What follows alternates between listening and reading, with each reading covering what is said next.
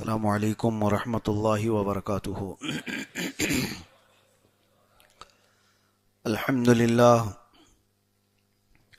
للہ الحنان المنان الذي خلق الانسان وعلمه البیان، والصلاة والسلام على رسوله سید الانس والجان وعلى آلہ واصحابہ ذوی الخیر والاحسان، اما بعد فاعوذ باللہ من الشیطان الرجیم، بسم اللہ الرحمن الرحیم۔ انما يريد الله ليذهب عنكم الرجس اهل البيت ويطهركم تطهيرا، صدق الله مولانا العظیم۔ بارگاہ رسالت مواب صلی اللہ تعالی علیہ وسلم میں درود پاک کا ہدیہ پیش کریں۔ اللہم صلی علی سیدنا و مولانا محمد معدن الجود والکرم وآلہ واصحابہ الکرام وابنہ الکریم وبارک وسلم صلاة دائمة سرمدا ابدا۔ آج کی یہ محفل پاک ہم نظر کرتے ہیں اس عظیم ہستی کی طرف جو خود رسول کریم صلی اللہ تعالی علیہ وسلم کی سب سے زیادہ محبوب ہے۔ میری مراد اس کائنات کی بلکہ جنتی خواتین کی سردار سیدہ فاطمہ الزہرا رضی اللہ تعالی عنہا کی بارگاہ میں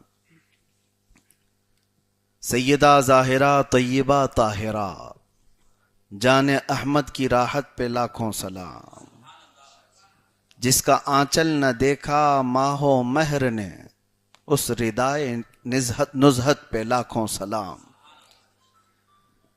اس عظیم ہستی کی آج ہم یاد میں بیٹھے ہوئے ہیں، جن کا ذکر کرنے سے پہلے کائنات کو اپنے ہوش و حواس سنبھال لینا چاہیے، کیونکہ رسول مختار صلی اللہ تعالی علیہ وسلم نے ایک مرتبہ زمین پر 4 لکیریں اس طرح سے کھینچیں۔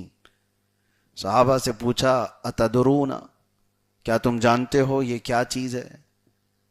تو صحابہ نے کہا یا رسول اللہ صلی اللہ تعالی علیہ وسلم آپ زیادہ بہتر جانتے ہیں۔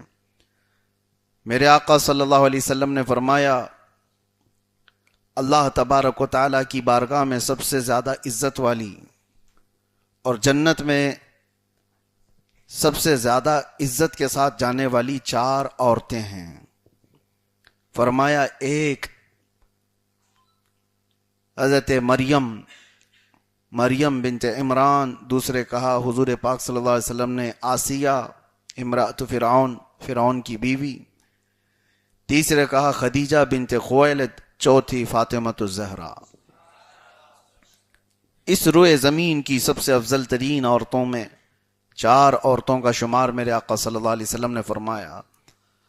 اور یہ تو بات ہوئی، اب حدیثیں اتنی زیادہ ہیں، چاہے بخاری شریف لے لو، مسلم شریف، ابن ماجہ، ترمذی، نسائی، ابو داؤد، مستدرک، طبری تاریخ میں، کتنی کتابیں ایسی ہیں جو ان احادیث سے بھری ہوئی ہیں، جس میں سیدہ کے فضائل و مناقب بیان کیے گئے ہیں۔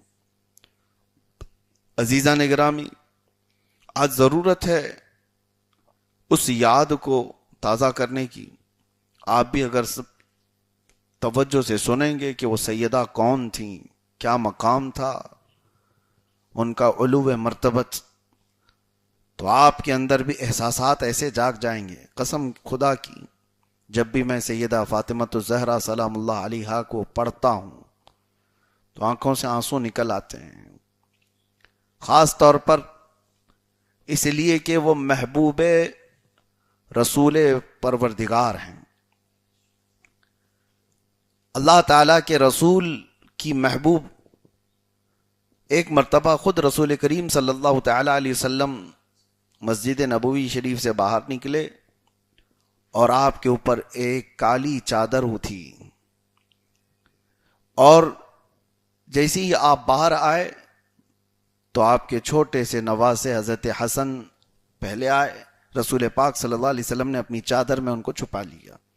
پھر حضرت امام حسین آئے تھوڑی دیر بعد، حضور نے ان کو بھی اپنی چادر میں لے لیا۔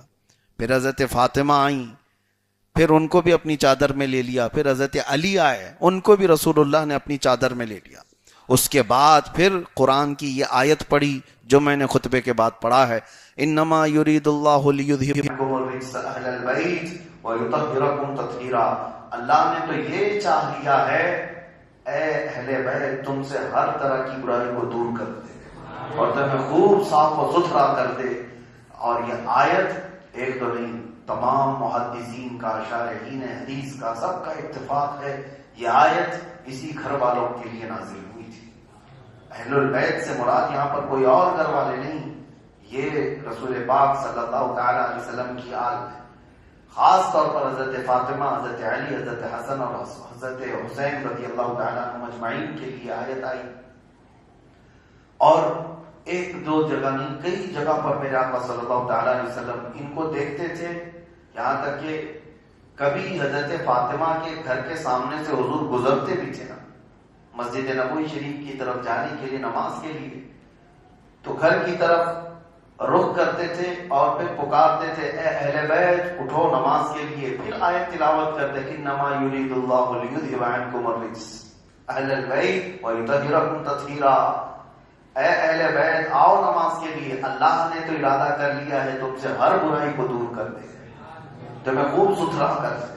جب رسول پاک صلی اللہ علیہ وسلم ان کو مخاطب کرتے یہ آیت پڑھتے تھے، صحابہ کو یقین کے ساتھ یہ معلوم تھا کہ یہ آیت کے مصداق یہی گھر والے ہیں۔ اور سیدہ کائنات فاطمہ الزہرا رضی اللہ تعالی عنہا کے متعلق حدیثیں اتنی ہیں کہ وہ ایک محفل میں سما بھی نہیں سکتی۔ میں مختصر محفل کو جتنا ہو سکتا ہے آپ کے سامنے رکھنے کی کوشش کرتا ہوں۔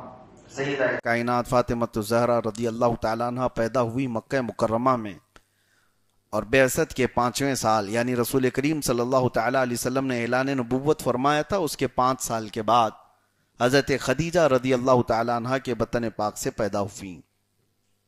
حضور پاک صلی اللہ تعالیٰ علیہ وسلم کی پہلی زوجہ، کروڑوں مومنوں کی ماں حضرت خدیجۃ الکبریٰ، آپ سے ہی ساری اولاد ہیں رسول پاک صلی اللہ علیہ وسلم کی، صرف حضرت بی بی ماریہ قبطیہ سے حضرت ابراہیم پیدا ہوئے، باقی 6 اولاد سیدہ خدیجۃ الکبریٰ رضی اللہ تعالیٰ عنہ سے، ان میں سب سے چھوٹی اور سب سے لاڈلی بیٹی میرے آقا کی وہ حضرت فاطمہ ہے۔ فاطمہ کا مطلب جانتے ہو آپ؟ حضور پاک صلی اللہ تعالیٰ علیہ وسلم سے پوچھا بھی گیا کہ آپ نے ان کا نام فاطمہ کیوں رکھا؟ فاطمہ کا مطلب ہوتا ہے دور کر دینے والی چیز، دور کر دینے والی چیز۔ تو بظاہر یہ سن کر کے ایسا لگتا ہے ایسا نام کیوں ہے، کیا دور کرنے والی؟ سنو، میرے آقا صلی اللہ علیہ وسلم فرماتے ہیں میں نے اس کا نام اس لیے فاطمہ رکھا کہ فاطمہ سے جو محبت کرتا ہے اس کو آگ سے دور کر دیا جاتا ہے۔ جو فاطمہ سے محبت کرے، فاطمہ کو جہنم سے، آگ سے دور کر دیا گیا، اور جو اس سے محبت کرتا ہے اسے آگ سے دور کر دیا جائے گا۔ انما فاطمۃ بضعۃ منی، حضور فرماتے ہیں فاطمہ میرے جگر کا ٹکڑا ہے۔ فمن احبها احبنی، جس نے اس سے محبت کیا اس نے مجھ سے محبت کیا ہے۔ فمن اغضبها فقد اغضبنی، جس نے اس کو ناراض کیا اس نے مجھے ناراض کیا ہے۔ رسول پاک صلی اللہ تعالیٰ علیہ وسلم نے یہ حدیث کئی جگہ پر ارشاد فرمائی، مختلف روایات ہیں جس میں یہی آپ کو مفہوم ملے گا، بیان یہ ملے گا۔ اللہ کے نبی صلی اللہ تعالیٰ علیہ وسلم نے فرمایا فاطمہ میرے جسم کا ٹکڑا ہے، کہیں فرمایا فاطمہ میرے جگر کا ٹکڑا ہے، اور پھر ہمیشہ یہ فرمایا جس نے اسے مشقت میں ڈالا اس نے مجھے مشقت میں ڈالا، جس نے اسے تکلیف دی اس نے مجھے تکلیف دی۔ اسی لیے اب آپ کو یہاں پر میں بتاؤں، رسول پاک صلی اللہ تعالیٰ علیہ وسلم کی حدیثوں کو اور حضور کی صحبت کو سب سے زیادہ قریب سے کون جانتے تھے؟ صحابہ جانتے تھے۔ اس سے پہلے میں نے خلفائے راشدین کا ذکر کیا، اب مجھے بتاؤ سیدنا ابو بکر صدیق رضی اللہ تعالیٰ عنہ سے زیادہ قریب کون تھا حضور کو سننے والا؟ رسول کریم صلی اللہ تعالیٰ علیہ وسلم کے ایسے ساتھیوں میں ہیں حضرت ابو بکر صدیق کہ اسلام لانے میں پہلے تو ہے، لیکن اسلام لانے سے پہلے بھی حضور پاک صلی اللہ علیہ وسلم کے دوست تھے۔ صرف آپ کی اور حضور صلی اللہ علیہ وسلم کی پیدائش میں 3 سال کا فرق تھا۔ حضور پاک صلی اللہ تعالیٰ علیہ وسلم 3 سال پہلے اور حضرت ابو بکر ان کے بعد، لیکن اکثر جوانی کے ایام حضرت ابو بکر صدیق حضور پاک صلی اللہ علیہ وسلم کے ساتھ گزارے، اعلان نبوت سے پہلے کے دوست ہیں. میں کیوں بتا رہا ہوں یہ بیچ میں بات؟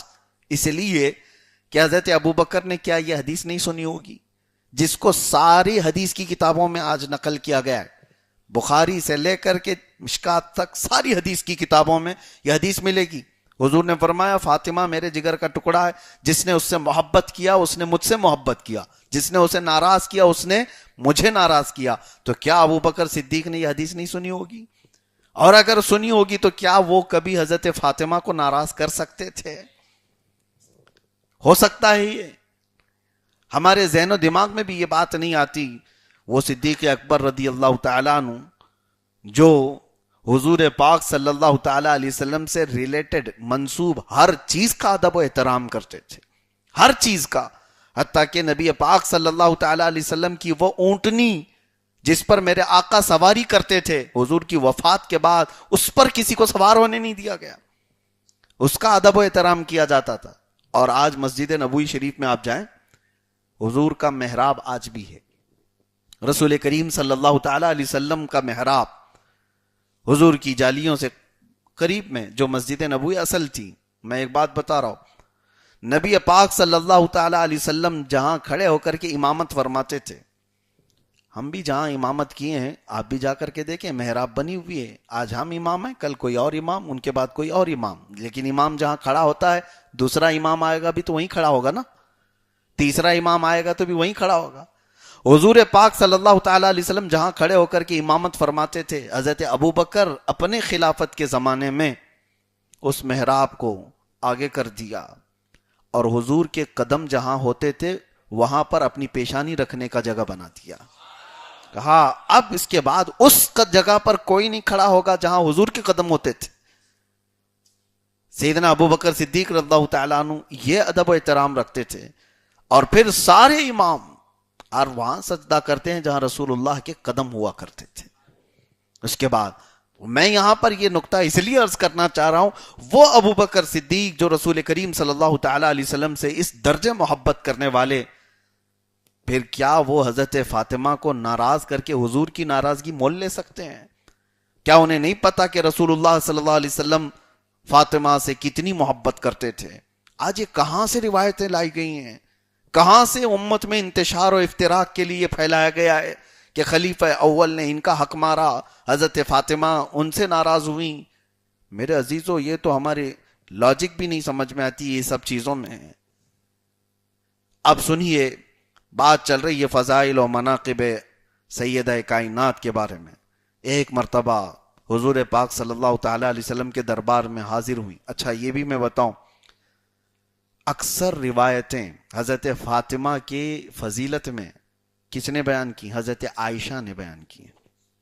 سیدہ عائشہ صدیقہ رضی اللہ تعالیٰ عنہ، اور جن سے شیعہ حضرات اس قدر نفرت کرتے ہیں کہ حضرت عائشہ پر وہ لعنت بھیجتے ہیں آج بھی، کیونکہ جنگ جمل میں حضرت علی کے مقابل میں آ گئی تھیں. بہت سارے معاملات لے کر امت میں ایک بہت بڑی دراڑ پیدا کر دی گئی. سیدہ عائشہ ام المومنین رضی اللہ تعالی عنہا سے کتنی روایتیں ہیں، اور حضرت عائشہ کہتی ہیں کہ میں جب حضرت فاطمہ کو دیکھتی تو ان کا چلنا ہو بہو رسول اللہ کے چلنے کی طرح تھا. جب وہ آتی تھی تو جیسے رسول اللہ صلی اللہ علیہ وسلم چلتے تھے، فاطمہ کی چال چلن ہو بہو ایسی تھی. اور حضرت عائشہ کہتی ہیں جب فاطمہ آتی تھی تو منظر ہی بدل جاتا تھا. ازواج مطہرات ہوں کوئی ہوں، جیسے ہی حضرت فاطمہ آتی تھی حضور پاک صلی اللہ علیہ وسلم اپنی جگہ سے کھڑے ہو جاتے تھے، حضور کھڑے ہوتے تھے، اور حضرت فاطمہ جیسی آتی ان کا بوسہ لیتے اور اپنی چادر بچھاتے اور پہلے حضرت فاطمہ کو بٹھاتے تھے. ایک مرتبہ کوئی بات لے کر حضرت فاطمہ آئیں، رسول پاک صلی اللہ تعالیٰ علیہ وسلم ان سے سرگوشی فرما رہے تھے. تھوڑی دیر کے بعد میرے آقا نے کیا فرمایا کہ ایک فرشتہ جو کبھی آج تک روئے زمین پر آیا نہیں، وہ مجھ سے اجازت لے رہا ہے کہ وہ حاضری کے لیے آنا چاہتا ہے. اللہ تعالیٰ کی بارگاہ میں اجازت لے کر کے وہ آیا، اور اس نے کیا خبر دی؟ حضور پاک صلی اللہ تعالیٰ علیہ وسلم فرماتے ہیں وہ ایک فرشتہ جو کبھی نہیں آیا آج میرے دربار میں حاضری دیا اور اس نے کہا یا رسول اللہ صلی اللہ علیہ وسلم اللہ نے آپ کو سلام بھیجا اور پھر یہ ارشاد فرمایا کہ آپ کی یہ بیٹی پورے دنیا کی عورتوں کی سردار ہے. ایک لفظ سیدتو نساء العالمین کہا گیا، دنیا کی ساری عورتوں کی سردار ہے. اور ایک روایت میں میرے آقا فرماتے ہیں سیدتو نساء اہل الجنہ، جنتی عورتوں کی سردار ہیں. حدیثوں میں سیدہ کائنات فاطمہ الزہرا رضی اللہ تعالیٰ عنہ کو جب حضور یہ فرماتے ہیں پھر یوں پوچھتے ہیں مسکراتے ہوئے اما ترضین ان تکونی سیدۃ نساء اہل الجنہ، اے فاطمہ کیا تو اس بات سے راضی نہیں ہے کہ اللہ نے تجھ کو جنتی عورتوں کی سردار بنایا ہے؟ حضرت فاطمہ مسکرائیں. وہ کیسے انعامات تھے. وجہ یہ ہے میرے عزیزو، میں بات کر رہا تھا آپ کی ولادت کو لے کر کے. سیدہ فاطمہ الزہرا رضی اللہ تعالیٰ عنہ کی جب ولادت ہوئی یہ بعثت کا 5واں سال تھا، اعلان نبوت کے 5ویں سال آپ پیدا ہوئیں. اور یہ وہ زمانہ ہے جب مشقتوں سے بھرا ہوا تھا. کفار مکہ اور مشرکین مکہ صحابہ کے ساتھ مسلسل جس طرح کی ایذا رسانیاں کر رہے تھے وہ تو تاریخ میں موجود ہے. اس زمانے میں جب رسول پاک صلی اللہ تعالیٰ علیہ وسلم حرم کعبہ میں جاتے، حضرت فاطمہ بہت چھوٹی تھیں، 3-4 سال کی تھیں. اس وقت حضور پاک صلی اللہ علیہ وسلم کے ساتھ ساتھ وہ بھی حرم کعبہ میں داخل ہو جاتی. کبھی مشرکین مکہ، کفار مکہ حضور اکرم صلی اللہ تعالیٰ علیہ وسلم کو ایذا دینے کی کوشش کرتے، کچرے وغیرہ سب لانے کی کوشش کرتے. حضرت فاطمہ ان کا مقابلہ کرتی تھیں. چھوٹی عمر میں، بہت چھوٹی عمر میں ان کفار مکہ اور مشرکین مکہ سے اپنے باپ سید الانبیاء صلی اللہ تعالیٰ علیہ وسلم کی حفاظت کے لیے کھڑی ہو جاتی تھیں. 4 سال کی بچی اپنے باپ سے اس قدر قریب تھیں. اور یہاں تک کہ ایک بار رونے لگیں رسول پاک صلی اللہ تعالیٰ علیہ وسلم اور ان کے قریش کے حالات کو دیکھ کر کے میرے آقا صلی اللہ تعالیٰ علیہ وسلم نے ان کو تسلی دیتے ہوئے کہا فاطمہ کبھی نہ رونا، گھبرانا مت، تیرے باپ کا رب اسے کبھی تنہا نہیں چھوڑے گا. یعنی میرا رب مجھے کبھی تنہا نہیں چھوڑے گا، تو گھبرانا مت. سیدہ کائنات کی ایک بات مجھے یہ احساس دیتی ہے، بیٹی کا باپ سے جو لگاؤ ہے وہ یہی ہونا چاہیے کہ اس زمانے سے سیدہ فاطمہ الزہرا رضی اللہ تعالیٰ عنہ اپنے والد گرامی کی ہر چیز کو اپنے کندھوں پر لیتی تھیں. ہر چیز کو کبھی بھی پوری زندگی، اگر میں ابھی بتاتا ہوں کبھی آپ کو نہیں لگے گا کہ باپ کے لیے ایسی ایسی خواہشات کا اظہار کیا ہو اور اپنی دنیاوی خواہشات، اپنی رغبتیں بتائی ہوں جیسے عام عورتیں کرتی ہیں. سیدہ فاطمہ الزہرا رضی اللہ تعالیٰ نے ہمیشہ رسول اللہ صلی اللہ علیہ وسلم کی رضا میں راضی رہیں، ہمیشہ. یہاں تک کہ بہت چھوٹی عمر تھی حضرت فاطمہ کی، جب آپ کی عمر 5 سال کی تھی جب آپ کی والدہ حضرت خدیجہ کا انتقال ہو گیا. ام المومنین حضرت خدیجہ کا انتقال ہوا. حضرت فاطمہ 5 سال کی عمر کی تھی. رسول پاک صلی اللہ تعالیٰ علیہ وسلم نے ان کی کفالت کی ذمہ داری حضرت فاطمہ بنت اسد جو حضرت علی کی ماں ہیں ان کے حوالے فرمائی تھی. وہ ان کی کفالت کرتی، ان کی تربیت فرماتی. لیکن ایک بات یہ یاد آتی ہے، رسول پاک صلی اللہ تعالیٰ علیہ وسلم حضرت فاطمہ کو ہمیشہ ان کی ماں کی فضیلت بیان کرتے تھے. تیری ماں دنیا کی پاکیزہ خواتین میں سے ہے. بچوں کے سامنے ان کی ماں کی فضیلت یا ان کی ماں کی اچھائیاں بیان. آپ سے آپ کی بیوی کے جھگڑے اپنی جگہ پر، آپ سے اپنی بیوی کے معاملات اپنی جگہ پر، لیکن اپنے بچوں کے سامنے ان کی ماں کی اہمیت ہی بتائی جائے. شوہر اور بیوی کے جھگڑوں میں بچوں کو شریک نہ کیا جائے. جھگڑے تو دور کی بات ہے، رسول پاک صلی اللہ تعالیٰ علیہ وسلم اور حضرت خدیجۃ الکبریٰ رضی اللہ تعالیٰ عنہ کے درمیان کبھی کوئی ایسی نہ اتفاقی والی بات کی کوئی روایت نہیں ملتی. اور اس کے باوجود حضرت فاطمہ کے پاس رسول کریم صلی اللہ تعالیٰ علیہ وسلم ان کی ماں کی تعریف کرتے تھے.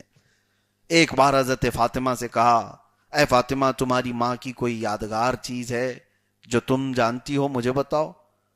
ننھی عمر تھی. حضرت فاطمہ کہنے لگی ابا جان میری ماں انتقال سے تھوڑے دن پہلے مجھ سے یہ کہہ رہی تھی کہ فاطمہ اگر میں مر گئی، اگر میری وفات ہو گئی تو اپنے ابا جان کا جبہ میرے کفن میں رکھ دینا. میرے انتقال کے بعد میرے کفن میں اپنے بابا جان کا جبہ رکھ دینا۔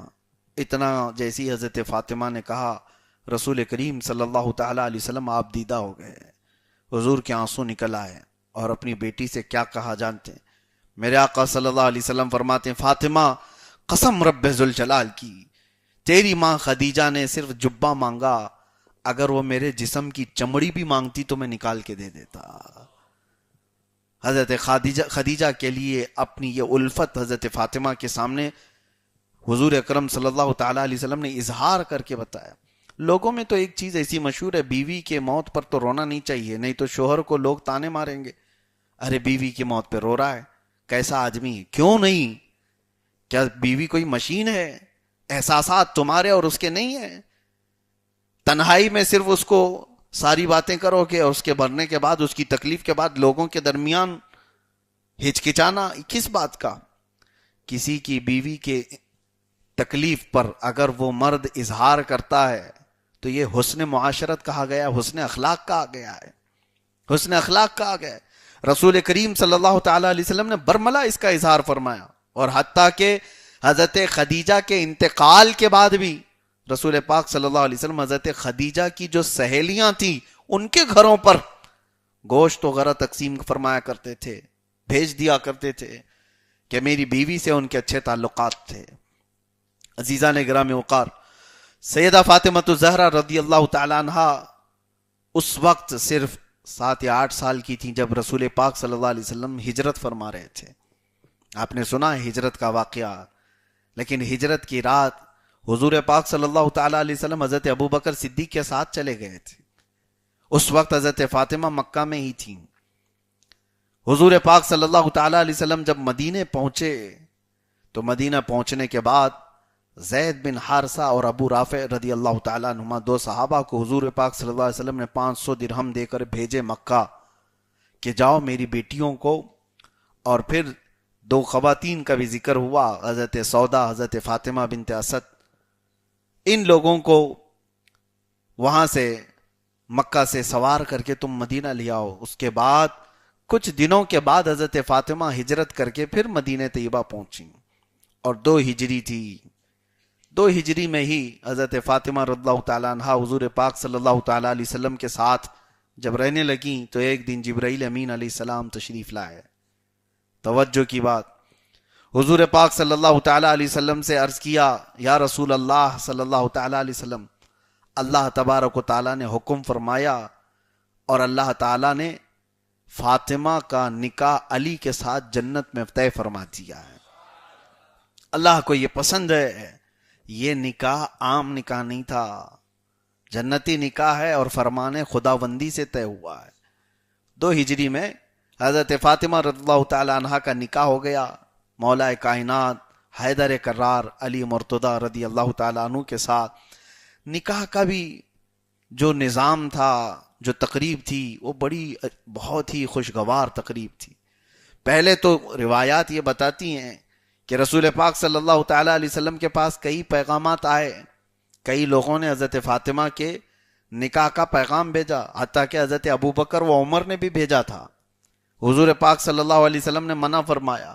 پھر حضرت علی کی طرف سے جب بات آئی تو حضور اکرم صلی اللہ علیہ وسلم نے فرمایا یہ تو وہ رشتہ ہے جس کو اللہ تعالیٰ نے فرمایا۔ اور اس کے بعد نکاح ہوا۔ نکاح ہونے کے بعد حضرت علی رضی اللہ تعالیٰ عنہ سے کہا گیا کہ ان کے مہر دو۔ حضرت فاطمہ کا مہر 400 مسقال چاندی کا آ گیا ہے، اور کچھ درہم بھی تھے، مختلف روایات ہیں 450 درہم کے برابر۔ حضرت علی رضی اللہ تعالیٰ عنہ کو حضور پاک صلی اللہ تعالیٰ علیہ وسلم نے فرمایا تم اپنا گھر تیار کرو۔ اس وقت مہاجرین کی بات ہے، یہ مولا علی کرم اللہ وجہ الکریم ہجرت کر کے مدینے میں آئے ہوئے ہیں، روزانہ ایک باغیچے میں کام کیا کرتے تھے، مختصر سی تنخواہ ہوتی تھی۔ اب شادی کرنے کے لیے اتنی بڑی رقم کہاں سے لائے؟ لیکن جو ان کے پاس تھا، ایک لوہے کی زرہ تھی جو جنگوں میں پہنی جاتی تھی، وہ حضرت عثمان غنی کے ہاتھ میں انہوں نے بیچ دیا۔ 400 درہم کے قریب یا 500 درہم کے آس پاس اپنے لوہے کی زرہ بیچ دی۔ حضرت عثمان نے وہ خرید لیا، 500 درہم ان کو دے دیا، اور تھوڑی دیر کے بعد وہ زیرہ بھی واپس ان کو تحفے میں دے دیا. اور وہی پیسے لے کر کے حضرت علی آئے. رسول پاک صلی اللہ تعالی علیہ وسلم نے فرمایا گھر کا سامان خریدو. جو حضرت فاطمہ کے جہیز کی بات کہی جاتی ہے نا, جہیز کیا تھا, جہیز کی لسٹ بھی موجود ہے, روایات میں موجود ہے. رسول پاک صلی اللہ تعالی علیہ وسلم کے گھر سے جب حضرت فاطمہ رخصت ہو رہی تھی تو کیا کیا لے کر کے گئی تھی. وہ بسترے تھے 2, اور بسترے کس طرح سے, کھجور کے چھال کے. 4 تکیے تھے, ایک چمڑے کا مشکیزہ تھا, اور مٹی کے کچھ برتن تھے, ایک چارپائی تھی, اور ایک چکی تھی. بس اتنی ساری چیزیں موجود تھی جو گھر کے لیے. اور برتن, ایک پانی بھرنے کا, کپڑے دھونے کا برتن, جو آج آپ اس کو بالٹی کہیں, بکیٹ کہیں, جس طرح بھی مٹی کے بنتے تھے. اور اس میں بھی ایک برتن ایسا تھا جو کھجور کے چھال سے بنایا اور اوپر سے مٹی کو لیپا ہوا. یہ سب جہیز کا سامان تھا جو حضرت فاطمہ رضی اللہ تعالیٰ عنہ لے کر کے حضرت علی کے گھر گئی تھی. اب یہاں پر رک کر کے مجھے کہنا ہے, اس جہیز کو کیا سن لیا لوگوں نے اپنے جہیز تیار کر لیے کہ سب کو جہیز دینا ہے؟ حضرت فاطمہ جہیز لے کر کے گئی تھی, رسول اللہ نے جہیز دیا تھا. ذرا غور سے پڑھ بھی لیتے تاریخ تو پتہ چلتا یہ سارا جہیز کا سامان حضرت علی کے پیسوں سے خریدا گیا تھا. ہونا تو یہ چاہیے دولہے میاں آپ اپنے پیسوں سے اپنی بیوی کے باپ کو, اپنے سسرے کو دے دو پیسے ہیں کہ جتنا بھی جہیز آپ کو دینا ہے یہ میرے پیسوں سے دو. سنت ادا کرنا ہے حضرت علی کی تو پہلے پیسے بھیجو سسر کے گھر پر. لیکن ایسا نہیں ہے. اب معاملہ یہ ہے کہ صرف اتنا معلوم ہے کہ رسول اللہ نے اپنی بیٹی کو جہیز دیا تھا, اس لیے اب سارے لوگوں کو جہیز چاہیے. یہ نہیں پتا کہ وہ کون سے پیسوں سے جہیز خریدا گیا تھا. میرے آقا صلی اللہ علیہ وسلم نے حکماً فرمایا تھا حضرت علی کو کہ تم اپنے مال سے, اپنے پیسوں سے خریدو یہ ساری چیزیں. یہ ایک بہت بڑی بلا آج ہمارے درمیان ہے. میرے عزیزو, مسلمانوں میں یہ رواج ہو سکتا ہے اڈاپٹ کیا گیا ہو دوسروں کے ہاں سے, غیروں کے ہاں سے. نوجوانوں کو تو میں ہمیشہ یہ کہتا آ رہا ہوں پہلے سے بھی, اتر پردیش میں کچھ علاقے ایسے ہیں اللہ کی پناہ, وہاں پر میں باضابطہ کئی علاقے ایسے دیکھا ہوں شادیاں اس وقت تک نہیں ہوتی جب تک وہ اسکارپیو بولیرو نہ دے دے ان کو. لڑکے مانگتے ہیں, بھکاری کام کرتا ہے چپراسی کا اور بیوی کے باپ سے مانگتا ہے گاڑی. کم سے کم والا چپراسی بھی بائک کے بغیر شادی نہیں کرتا.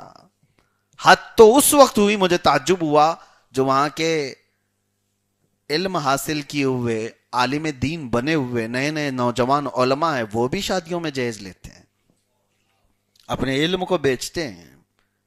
لعنت ہے ایسے علم پر جس پر عمل نہ ہو. تف ہے. پھر اصلاح کیسے ہوگی جب علم والے لوگ, کیونکہ میں نے جب سختی سے کچھ لوگوں سے کہا کہ کیسی بلا تم لوگ بنا کر کے رکھے ہو, شادی کو اتنا مشکل کیسے کر دیا ہے, تو لوگوں نے کہا کہ حضرت ہمارے ہاں تو سب علماء بھی تو لیتے ہیں. تو ان کے پاس تو یہ دلیل ہو گئی, علماء کا کرنا عوام کے لیے دلیل بن جاتی ہے. اسی لیے اس سے قبل بھی میں نے کہا علماء میں سے کوئی بھی ہو, اگر وہ رسول اللہ صلی اللہ تعالی علیہ وسلم کی شریعت طاہرہ اور حضور کی بیٹی کے اخلاق کردار پڑے ہوئے ہوں تو ہرگز ایسے برے رسموں کو ایجاد نہ کریں اور اس کے لیے دلیل نہ بنے. عوام الناس کے بھٹکنے اور بہکنے کا ذریعہ وہ بن جاتے ہیں. اللہ تبارک و تعالیٰ نے تمہیں مرد بنایا ہے, اور نوجوانوں اللہ نے تمہیں طاقت و قوت عطا کیا ہے. عورتوں سے زیادہ تم بردبار ہو, طاقتور ہو. ہر جگہ پر, ہر جگہ پر تمہیں کمانے کے لیے دیا گیا ہے, معاشرے کو بنانے کے نظام تمہیں دیے گئے ہیں, اسی لیے کہ سارے کام تمہارے ذمے ہیں. جب تم کمانے والے ہو تو یہ لالچ کہاں سے آئی کہ عورت کے باپ سے ہم لے لیں, عورت کے گھر سے ہم لے لیں. بزرگوں نے فرمایا کہ وہ منحوس شخص ہے, اس کے اوپر نحوست طاری رہ جاتی ہے جو اپنے سسرال سے بھکاری کی طرح لالچی نظروں سے دیکھتا رہتا ہے. سال نہیں گزرے کہ اپنی بیوی کو بھیج دیا, جا اپنے باپ سے لے کر کے آ جا. پھر تھوڑا سا کچھ ہوا تو بولے تیرے بھائی سے لے کے آ جا, وہ تو بڑا مالدار ہے, وہ کماتا ہے. کتنے گھر ایسے ہیں جو اپنی بہنوں کے گھر بچانے کے لیے اپنی کمائیاں اپنے داماد کے, اپنے بہنوی کے گھر بھیج رہے ہیں. یہ بڑی بری رسم ہے, بہت برا رواج ہے. امت مسلمہ میں تو یہ نہیں ہونی چاہیے. نوجوانوں سے جن کی شادیاں نہیں ہوئی وہ طے کر لو رسول اللہ کی شریعت پر عمل کرنا ہے یا ظالموں سے اڈاپٹ کیا ہوا رواج تمہیں یہاں پر رواج دینا ہے. فیصلہ تم کرو.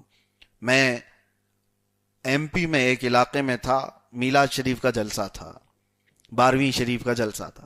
میں نے کہا حضور پاک صلی اللہ تعالی علیہ وسلم کی بارگاہ میں نذرانے کے طور پر نوجوانوں تم کیا دینا چاہتے ہو؟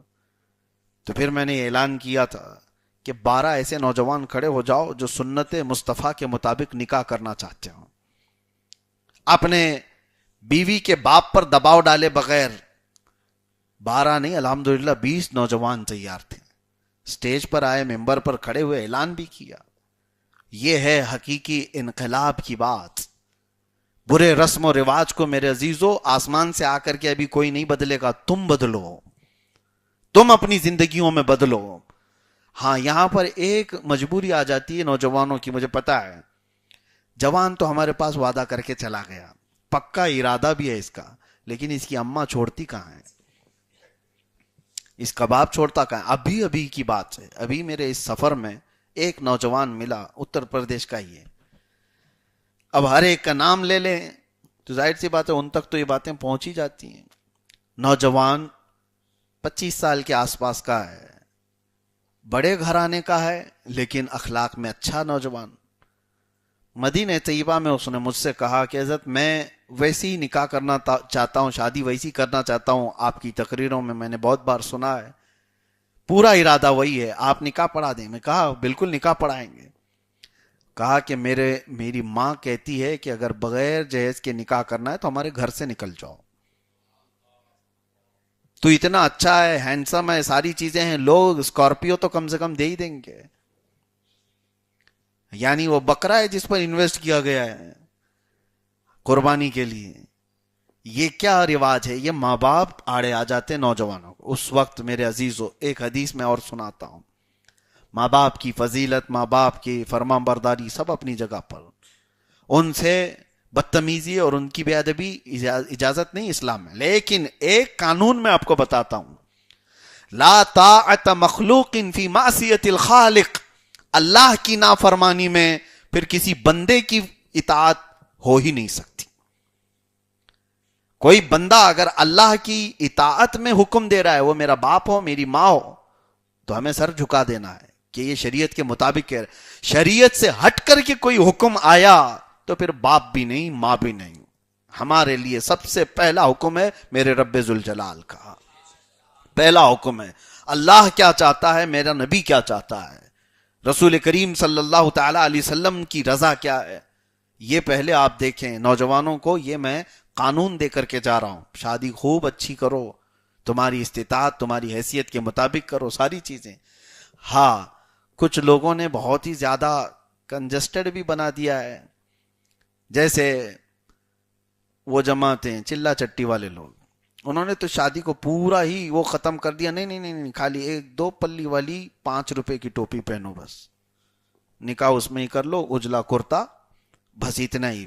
نہیں, خوشی منانے کا حق ہے تمہارے پاس, تمہارے پاس عمدہ لباس پہننے کا حق ہے. رسول کریم صلی اللہ تعالی علیہ وسلم نے جب اپنی بیٹی کو رخصت کیا تھا تو اب اس کا انداز تو دیکھو. حدیثوں میں موجود ہے حضرت فاطمہ رضی اللہ تعالی عنہا ایک ذی الحجہ کو رخصت ہوئی تھی حضور اکرم صلی اللہ علیہ وسلم کے گھر سے, تو آپ کے لیے ایک بہت ہی قیمتی اونٹنی منگوائی گئی تھی جب حضرت فاطمہ کی ڈولی جا رہی تھی. اور اس وقت حضور پاک صلی اللہ تعالی علیہ وسلم کی ساری ازواج مطہرات حضرت فاطمہ کے آگے آگے چل رہی تھیں.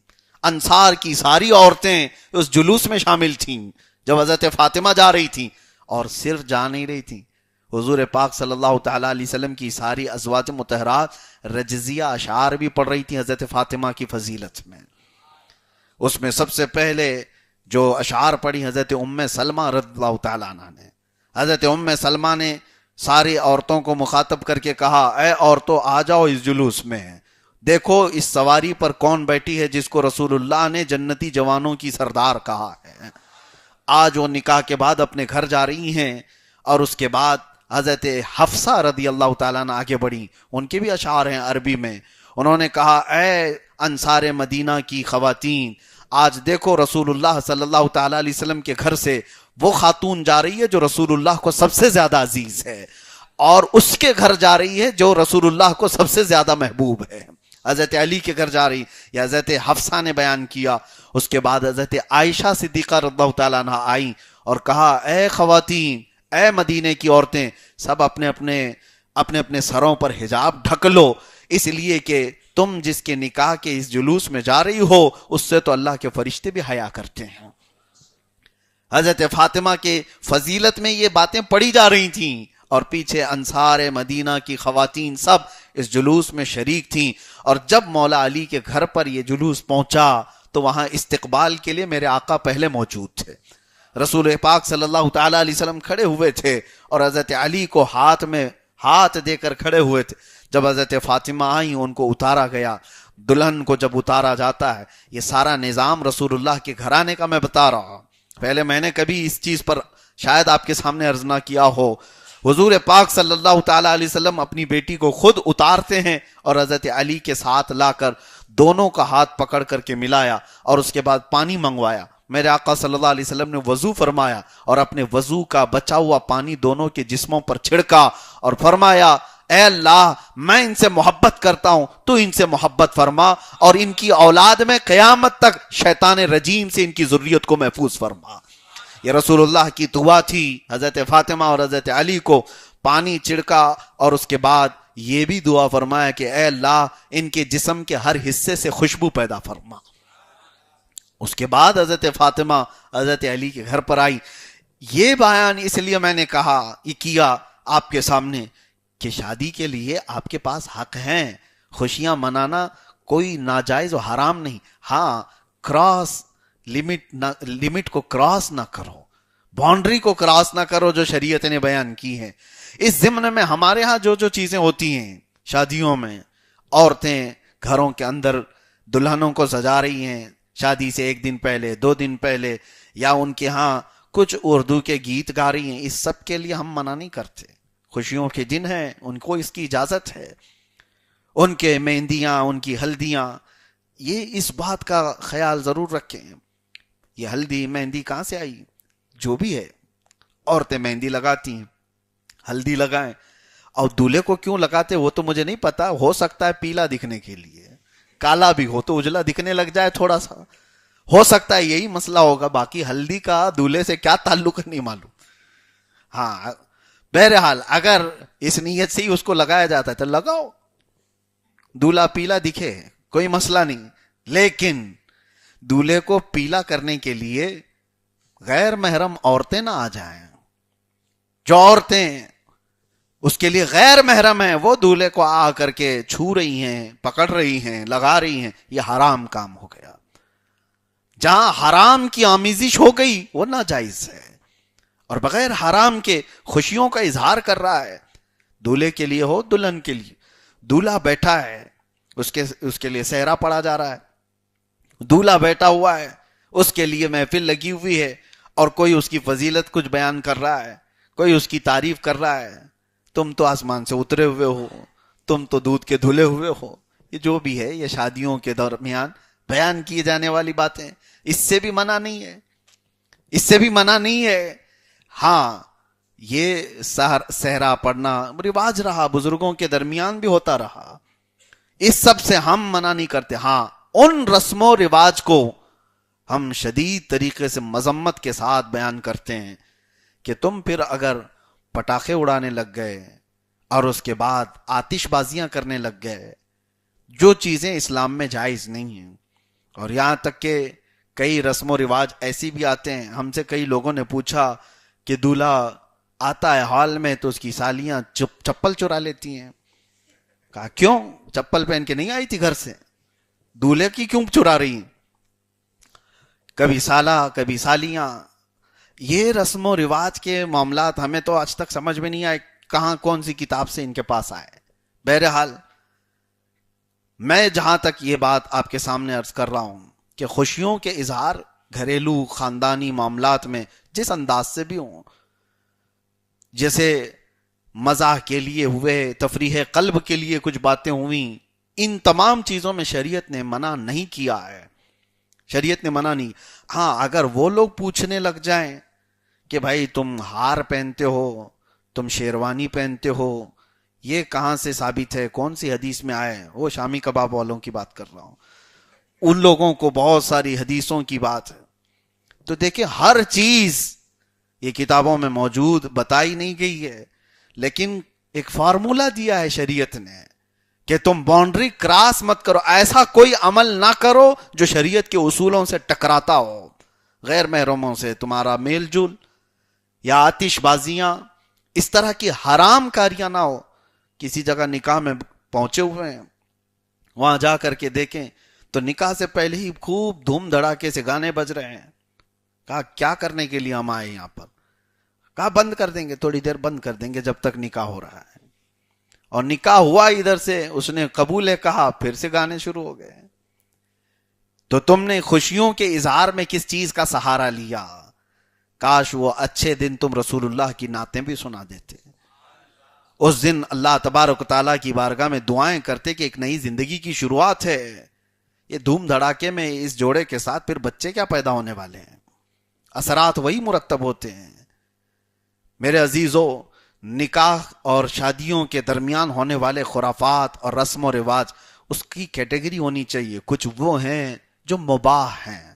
میں یہ نہیں کہتا کہ کرنا ثواب ہے، مہندی لگانا ثواب ہے، ہلدی لگانا ثواب ہے، میں نہیں کہتا. مباح چیزیں ہیں جس پر ثواب بھی نہیں، عذاب بھی نہیں، گناہ بھی نہیں.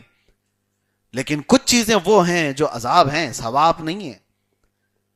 کچھ چیزیں وہ ہیں جو حرام کاریاں اگر اس میں مل گئیں، بہت ساری چیزیں ہیں، اللہ تبارک و تعالیٰ اس سے حفاظت فرمایا ہے. کیا آج کے حالات میں آپ نے نہیں دیکھا کہ ہماری وہ خواتین جو شادیوں میں شامل ہوتی ہیں کس طرح سے شامل ہوتی ہیں؟ اللہ کی پناہ، ڈر لگتا ہے ابھی شادیوں میں جانے کے لیے. کسی ہال میں چلے جائیں تو ہم کو پردہ کرنا پڑتا ہے. پردہ، ہاں اچھے لوگ پردہ کر کے جائیں، اچھے لوگ پردہ کر کے جائیں، نہیں تو وہ تو کھلے سامنے آئیں گی. ان کے بال بکھرے ہوئے، ان کے آدھے لباس، وہ سارا اظہار شادیوں کے محلوں میں کرتی ہیں. نعوذ باللہ.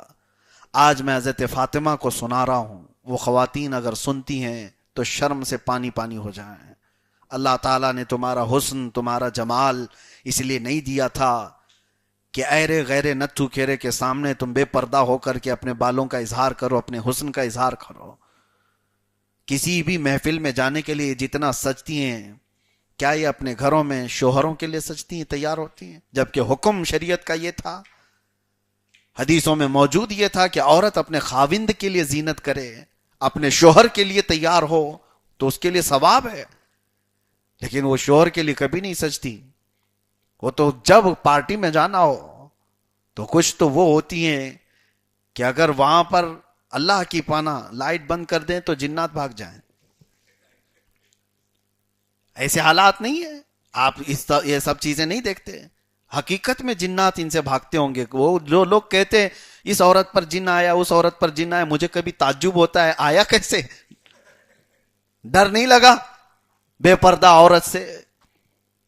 خواتین کو سنبھلنے کی ضرورت ہے. سیدہ کائنات کے بارے میں امام اہل سنت فاضل بریلوی رضی اللہ تعالیٰ عنہ نے کیا خوب فرمایا، جس کے آنچل کو نہ دیکھا ماہو مہر نے. ماہو مہر کس کو کہتے ہیں؟ چاند اور سورج کو.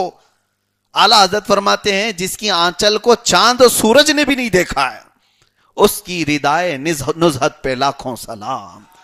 ایسی پاکیزہ چادر پہ لاکھوں سلام. سیدہ کائنات کے بارے میں فرمایا گیا ان کی آنچل کو چاند سورج نے نہیں دیکھا. وہ جس طرح سے زندگی گزار گئے، اللہ اکبر. میرے آقا صلی اللہ تعالی علیہ وسلم فرماتے ہیں قیامت کے دن حضور فرماتے ہیں جب میں داخل ہوں گا، میں محشر میں ہوں گا، تو حضور فرماتے ہیں میرے آگے آگے فاطمہ ہوگی، میرے ساتھ حسن و حسین اور علی بھی ہوں گے. تو یہ اہل بیت نے رسول اللہ سے پوچھا، میرے آقا صلی اللہ علیہ وسلم سے، آقا پھر ہم سے محبت کرنے والے کہاں ہوں گے؟ حضور نے فرمایا وہ سب تمہارے پیچھے پیچھے آئیں گے. اہل بیت سے محبت کرنے والے اسی جماعت کے ساتھ جنت میں جا رہے ہوں گے. اور حضرت فاطمہ کے بارے میں حضور صلی اللہ علیہ وسلم فرماتے ہیں ازبا نام کی اونٹنی حضور کی وہ سواری میں حضرت فاطمہ کو دی جائے گی قیامت کے دن. میرے آقا صلی اللہ علیہ وسلم کی حدیث ہے کہ قیامت کے دن سارے انبیاء کرام اپنی اپنی سواریوں پر، جانوروں کی جو سواریاں تھیں وہ محشر کے میدان میں آئیں گے. حضرت صالح علیہ السلام ان کی اونٹنی پر آئیں گے، جو اونٹنی معجزہ تھی. وہ سارے نبی اپنی اپنی سواریوں پر آئیں گے اور نبی پاک صلی اللہ علیہ وسلم فرماتے ہیں میں براق پر سوار ہو کر آؤں گا، اور سوائے نبیوں کے کسی اور کی سواری کا ذکر نہیں ہے. اور حضور فرماتے ہیں صرف اسبا میری اونٹنی پر فاطمہ کو بٹھایا جائے گا، اور جب فاطمہ گزر رہی ہوں گی تو 70,000 حوران جنت ان کے ساتھ ہوگی، اور خواتین بھی ہوں گی، 70,000 خادمائیں ہوں گی. اور میرے آقا فرماتے ہیں جنت سے اچانک ایک فرشتہ ندا دیتا ہے، آواز دیتا ہے یا اہل الجمع یا اہل المحشر غضوا ابصارکم فإن فاطمہ بنت محمد تمر الی الجنہ. اے محشر والو اپنی آنکھیں نیچی کر لو، محمد کی بیٹی فاطمہ جنت کی طرف جا رہی ہے. صلی اللہ تعالی علیہ وآلہ وسلم. سیدہ ظاہرہ طیبہ طاہرہ جان احمد کی راحت پہ لاکھوں صلاح. قیامت کے دن بھی ان کا حال یہ ہے کہ ملائکہ حکم دیں گے کہ تم اپنی آنکھیں نیچی کر لو، نظریں جھکا لو کہ رسول اللہ کی بیٹی جنت کی طرف جا رہی ہے. وہ 70,000 کون سی خوش نصیب عورتیں ہوں گی جو حضرت فاطمہ کے ساتھ جا رہی ہوں گی، کیا قسمت والی ہوں گی. میرے آقا صلی اللہ علیہ وسلم نے فرمایا میری امت کی 70,000 عورتیں حضرت فاطمہ کے قافلے میں جنت میں جا رہی ہوں گی. کاش ہر عورت یہ تمنا کرتی اس قافلے میں میرا نام شامل ہو جائے. تو تمنا کہاں کرتی؟ شادی کے محل میں کھڑے ہو کر کے، بال کھلے رکھ کر کے، ننگے کپڑے پہن کر کے، آدھے لباس میں. ارے حضرت فاطمہ کے ساتھ گزرنے کی تمنا ہو، اور اگر اس قافلے میں شریک ہونے کی تمنا رکھتی ہے کوئی خاتون تو اسے چاہیے کہ وہ اپنے حجاب کا پہلے خیال کرے، وہ اپنے پردے کا اہتمام کرے. آج بہت سارے عذابات کی وجہ عورتوں کی بے پردگی ہے. میرے آقا صلی اللہ علیہ وسلم نے فرمایا 3 چیزیں جب تم روئے زمین پر دیکھو، مالدار لوگ بخیل ہو جائیں، علماء بے امانت ہو جائیں، دیانت داری ان کی ختم ہو جائے، اور عورتیں بے حیا ہو جائیں، تو اس زمین سے خیر کو اٹھا لیا جائے گا. اور میرے آقا نے فرمایا جب یہ 3 چیزیں تم دیکھ لو کہ علماء کی امانت ختم ہو جائے، اور مالداروں کی سخاوت ختم ہو جائے، اور عورتوں کی حیا ختم ہو جائے، تو اس زمین کے اوپر رہنے سے زمین کے نیچے جانا بہتر ہے. حضور فرماتے ہیں پھر قبر میں جانا بہتر ہے. آج کے یہ حالات نہیں ہیں، یہ تینوں چیزیں دیکھنے کو مل رہی ہیں، تینوں چیزیں دیکھنے کو مل رہی. خاص طور پر عورتوں کے اندر جو بے پردگی آئی ہے. یہ آج آپ سوچ رہے ہوں گے کہ عورتوں کے بارے میں ہم سے کیوں کہہ رہے ہیں آپ؟ یہاں تو کوئی عورت نہیں بیٹھی، سب تو مرد بیٹھے ہیں. اس جرم میں تم بہت برابر کے شریک ہو. عورتیں بے پردہ خود سے نہیں ہوتی، کچھ ہوتی ہوں گی آوارہ، لیکن اکثر میں ان کے مردوں کی رضا ہے، ان کے مردوں کی خوشی شامل ہے. اللہ کے نبی صلی اللہ تعالی علیہ وسلم منبر پر کھڑے ہو کر کے ارشاد فرماتے ہیں دیوس جہنمی ہے، دیوس جہنمی ہے، دیوس جہنمی ہے. 3 بار میرے آقا نے فرمایا تو صحابہ نے پوچھا یا رسول اللہ صلی اللہ علیہ وسلم یہ دیوس ہے کون؟ حضور فرماتے ہیں جس کی عورت بغیر اس کے ساتھ نہیں، جس کی عورت بے پردہ باہر گھومتی ہے، ایسا مرد بھی جہنم میں جائے گا. عورت کی تو بات الگ ہے، مرد کے بارے میں حضور فرماتے ہیں اور وہ خاموش ہے دیکھ کر کے کہ ہاں بیگم جس طرح سے سجنا ہے سجو، تیار ہو جاؤ.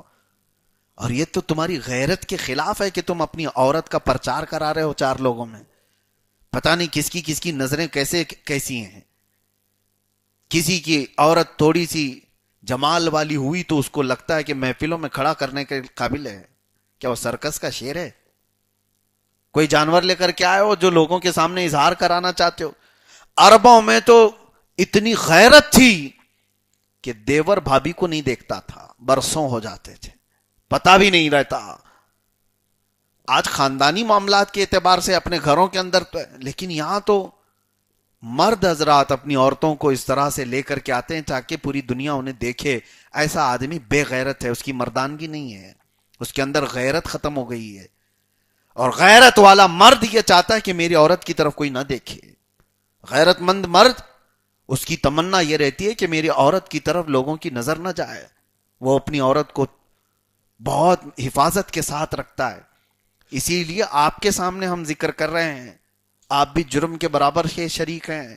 جب تیار کر کے لے جا رہے ہو تو کس طرح سے لے کر کے جا رہے ہو یہ بھی دیکھو. قیامت کے دن تم سے بھی سوال ہوگا.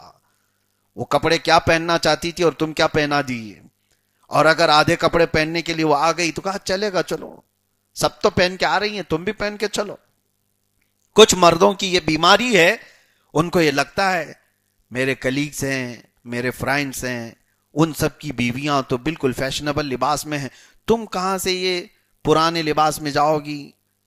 ہاں دوپٹہ شلوار قمیص یہ کہاں سے, یہ حجاب نقاب ہو. دیکھ میرے فرینڈز کی ساری عورتیں تو ہاف کپڑوں میں آئی ہوئی ہیں, کٹس میں آئی ہوئی ہیں. ہاں یہ ساری چیزیں اس کو بھی یہ احساس ہونے لگتا ہے اور اپنی عورت کو وہ بھی ننگا کر جاتا ہے.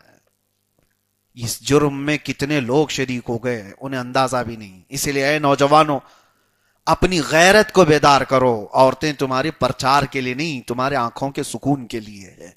اللہ تعالیٰ نے تمہارے آنکھوں کی ٹھنڈک بنایا ہے, تمہاری بیویوں کو, تمہارے گھر کی عورتوں کو. مجھ سے ایک بات آپ کو بتاتا ہوں. جیسے ہی سینٹرل جیل میں لے جایا گیا تھا تو سب سے پہلے مجھ سے انویسٹیگیشن کرنے والے, حالانکہ قانونی طور پر نہیں, جیل کے سپرنٹینڈنٹ نیا وہ آئے ہوئے تھے. 27 سال کی جوانی, IPS, اور خبر تو پھیلی ہوئی تھی کہ کس کو لا رہے ہیں جیل میں. تو مجھے اپنی آفس میں بٹھا کر کے 1.5-2 گھنٹے تک بہت سارے سوالات کیا, اور ان میں سے ایک سوال پر بار بار وہ فوکس کر رہا تھا. مجھے پتا تھا وہ راجستھان سے تعلق رکھنے والا. اس نے کہا کہ آپ دیکھیں اسلام میں اتنا کٹرتا کیوں ہے, عورتوں کو اتنا زیادہ بند کر کے کیوں رکھنا چاہتے ہو آپ؟ کہا ہم کسی بھی عورت کی گردن پر تلوار نہیں رکھتے کہ برقع پہن لے, اللہ کا حکم سناتے ہیں. اب اسے اللہ تعالی کا حکم پسند ہے تو عمل کرے. ہم کسی کی گردن پر تلوار تو نہیں رکھتے. لیکن وہ کہتے پھر بھی کتنی عورتوں کو ہم دیکھتے ہیں وہ گھروں سے مجبور ہیں, 4 دیواری میں بند ہیں, ایسی ہیں ویسی ہیں. میں نے ایک ہی سوال کیا تھا تو وہ بالکل ببل گئے. میں نے کہا کہ ٹھیک ہے, ساری عورتوں کی آپ کو فکر ہے, کیا کسی بیچ پر یا کسی ایسی جگہ پر آپ اپنی بیوی یا اپنی بیٹی کو چھوٹے سے کپڑے میں لانا پسند کریں گے؟ کہا ہمارے گھر کی بات چھوڑیے. کیوں آپ کو پسند نہیں آپ کی بیٹی ننگی آ جائے, تھوڑا سا کچھ کپڑا نہ پہنے, خالی چھوٹا سا کپڑا وہ چیتڑا لگا کر کے آ جائے؟ اور میں تو جانتا ہوں راجستھان کی عورتوں کو کہ راجستھان میں مسلمان نہیں, غیر مسلم عورتوں میں بھی, ہندو عورتوں میں بھی آج بھی رواج ہے. ارے وہ اپنے گھر میں اپنے سسر کے سامنے بھی پورا اپنا آنچل سامنے کرتی ہیں, جانتے ہوں گے آپ. ہم نے ان سے کہا آج بھی آپ کے گھروں میں بھی رواج ہے عورتیں؟ کہا وہ ادب کی وجہ سے کرتی ہیں, یہ پرانا رواج ہے. کہا آپ کو جس طرح سے اپنی بیٹی اور اپنی بیوی کے لیے پسند نہیں ہے, اسلام پورے کائنات کی بیٹیوں کو اپنی بیٹی کے مقام پر رکھ کر کے یہ حکم دیتا ہے. سب کی بیٹیاں عزت برابر کی ہے سب کی. یعنی کسی اور کی بیٹی کے ساتھ ریپ ہو جائے تو اس کو چھوڑ دیا جائے, اپنی بیٹی کے ساتھ ہو تو پھانسی کی سزا دی جائے؟ نہیں, اسلام میں سب کے لیے وہی حکم ہے, کسی کی بھی بیٹی کے ساتھ ہو. بہرحال ہم موضوع سے الگ نہ چلے جائیں. سیدہ کائنات کو ہم سنا رہے تھے, اس لیے میں عورتوں کو یہاں تلقین کرنا ضروری سمجھتا ہوں, تنبیہ کرنا سمجھتا ہوں. سیدہ فاطمہ الزہرا رضی اللہ تعالیٰ عنہ کی ایک زندگی ہے تو ساری دنیا کے لیے وہ بہترین آئیڈیل ہے, بہترین نمونہ عمل ہے. سیدہ کائنات جب آئیں اپنے گھر مولا علی کرم اللہ وجہہ الکریم کے گھر, تو گھر کے سارے کام خود کیا کرتی تھی. بڑے باپ کی بیٹی تھی, رسول اللہ کی بیٹی تھی, عزت و وقار میں کوئی کمی نہیں, جن کے لیے خود رسول اللہ کھڑے ہوتے تھے. حضرت علی کے گھر آئیں, مختصر سی آمدنی پر وہ صبر کرتی تھی. ایک بار حضور پاک صلی اللہ تعالی علیہ وسلم کے پاس وہ آئیں تو حضرت علی بھی پیچھے پیچھے آئے سننے کے لیے کہ حضرت فاطمہ کیا کہہ رہی ہیں میری شکایت. کچھ چھوٹی سی بات پر تکرار ہوئی تھی. تو حضرت فاطمہ نے جب حضرت علی کے بارے میں کہا کہ میری ان سے اس بات پر تکرار ہو گئی یا رسول اللہ صلی اللہ علیہ وسلم، ابا جان میں کیا کروں. حضور پاک صلی اللہ تعالی علیہ وسلم نے حضرت فاطمہ سے یہ کہا، فاطمہ میں یہ نہیں چاہتا کہ کبھی تم علی کو ناراض کرو، اور اللہ تبارک و تعالیٰ تمہیں صبر عطا کرے، اور تم کو اللہ تعالیٰ وہ عطا کرے گا جو وہم و گمان سے زیادہ ہے. یہ کہا حضرت علی پیچھے سے سن رہے تھے. تو حضرت علی نے کہا اسی دن میں نے دل میں یہ ارادہ کر لیا کہ آج سے زندگی بھر کبھی بھی ایسی بات نہ کروں گا جو فاطمہ کے دل کو ٹھیس پہنچے یا فاطمہ کو تکلیف ہو. یہاں پر ایک بات ہے، بیٹی باپ کے گھر آئے کوئی شکایت لے کر کے تو یہاں آدھا گھر تو یہی توڑ دیتا ہے سسرا، آدھا گھر یہ بیٹی کا باپ یا بیٹی کی ماں یہی لوگ توڑ دیتے ہیں. کہا کیسے تجھے اس نے آنکھ دکھایا، ہاں کیا بولا تجھ کو، تیری ساس ایسا بولتی ہے، تیرا سسرا ایسا کرتا ہے، تیری نندیں ایسا کرتی ہیں. ہم ابھی جائیں گے، پنچ بٹھائیں گے، لے کر کے جائیں گے مہیلا منڈل میں. یہ بیٹی کی ماں کرتی ہے، آدھا گھر یہ توڑ دیتی ہے. رسول پاک صلی اللہ تعالی علیہ وسلم اپنی بیٹی کو کیا کہہ رہے، فاطمہ میں یہ پسند نہیں کرتا کہ کبھی تم سے علی ناراض ہو، علی ناراض نہ ہو. حضور پاک صلی اللہ تعالی علیہ وسلم حضرت علی کو بلا کر ڈانٹ تو سکتے تھے. حضرت علی کیا حضور پاک صلی اللہ علیہ وسلم کے سامنے آنکھ بھی اٹھاتے؟ نہیں. یہ آداب معاشرت ہیں، زندگی گزارنے کے اصول ہیں. آج یہاں پر بھی بہت سارے لوگوں کو میں ایک پیغام دینا چاہتا ہوں، اپنی بیٹیوں کو بچپن سے ہی تربیت دینے لگ جاؤ، کم چیزوں میں، چھوٹی سی چیزوں میں صبر کرنے کا. کچھ عورتوں کو یہ باتیں بری لگتی ہیں کہ سارا صبر صرف ہماری زندگی میں ہم کو ہی کرنا ہے، شوہروں کے لیے کوئی صبر ہی نہیں ہے. نہیں، سب ہے، لیکن ہم اپنے حصے کی نصیحت تو کریں. اپنی بیٹیوں کی تربیت ایسی کرو، ان سے کہو کہ ہمیشہ تمہیں اس طرح سے حالات نہیں ملنے والے جیسے باپ تمہیں پال رہا تھا. کچھ بیٹیاں گھروں میں جا کر کے شادی ہونے کے بعد اپنے شوہروں سے صرف اس لیے لڑتی ہیں کہ آج تک کبھی میرے باپ نے مجھ سے ایسا کروایا نہیں. ایک تو شادی ٹوٹنے کے قریب آئی تھی، وجہ کیا ہے، وہ صرف اتنی سی لڑائی ہے. بیوی یہ کہہ رہے، دلہن یہ کہہ رہی نہیں ہے، ابھی کہہ رہی میں اس لیے جھگڑا ہوا. میں اس کے شوہر سے پوچھا جھگڑا کس بات پر ہوا؟ کہا رکشے میں بیٹھے تھے اس لیے جھگڑا ہوا. کہا کیوں، رکشے میں بیٹھنے سے جھگڑا کیوں ہوا؟ کہا کہتی میری زندگی میں کبھی باپ نے مجھے رکشے میں بٹھایا نہیں تھا، اس لیے ابھی نئے شوہر نے رکشے میں بٹھایا. تو یہ لڑنے لگ گئی، اتنی چھوٹی باتوں پر لڑنے لگ گئی. کچھ لڑکیاں وہ ہیں جو اپنے شوہروں کی بہت بڑی بڑی شکایتیں ہمارے پاس لائی ہیں. ہاں بڑی شکایتیں، اگر آپ بھی سنیں تو بہت بڑی ہیں. ان لڑکیوں کی شکایت یہ تھی کہ میرا شوہر پیزا نہیں کھلاتا، ہاں میرا شوہر کبھی آئس کریم نہیں دلاتا، کبھی رات کو ایک بار بھی لے کے نہیں جاتا. یہ بہت بڑی بڑی شکایتیں ان کی ہیں. یہ کس وجہ سے آئی؟ باپ کی اور ماں کی صحیح تربیت نہ ہو. بچپن سے اپنی بیٹیوں کی تربیت ایسی کرو تاکہ ان کے گھر سکون کے ساتھ گزر سکے، لاڑ و پیار، محبت، ساری چیزیں اپنی بیٹیوں کے ساتھ پوری ہوں. کون باپ اپنی بیٹیوں سے محبت نہیں کرتا؟ بیٹیاں ہمارے آنکھوں کی ٹھنڈک ہیں، ہمارے جگر کی ٹکڑیاں، لیکن ساتھ میں انہیں یہ سمجھائیں کہ یہ زندگی بعد کی، ہمیشہ باپ کا پیار نہیں ہوتا، ہمیشہ تمہاری ماں کی یہ ممتا ساتھ نہیں رہتی. آگے کی زندگی تمہیں خود اپنے پیروں پر کھڑے ہو کر کے گزارنا ہے. کچھ سختیاں آئیں گی، کچھ مصیبتیں آئیں گی، ان کا سامنا کرنا ہوگا، کبھی گھر میں فاقہ ہوگا.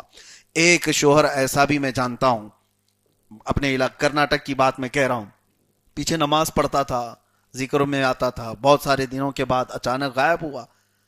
پوچھا گیا کیا ہوا؟ کہا کہ وہ تو چلا گیا، وہ بنگلور چلا گیا دوسری جگہ پر.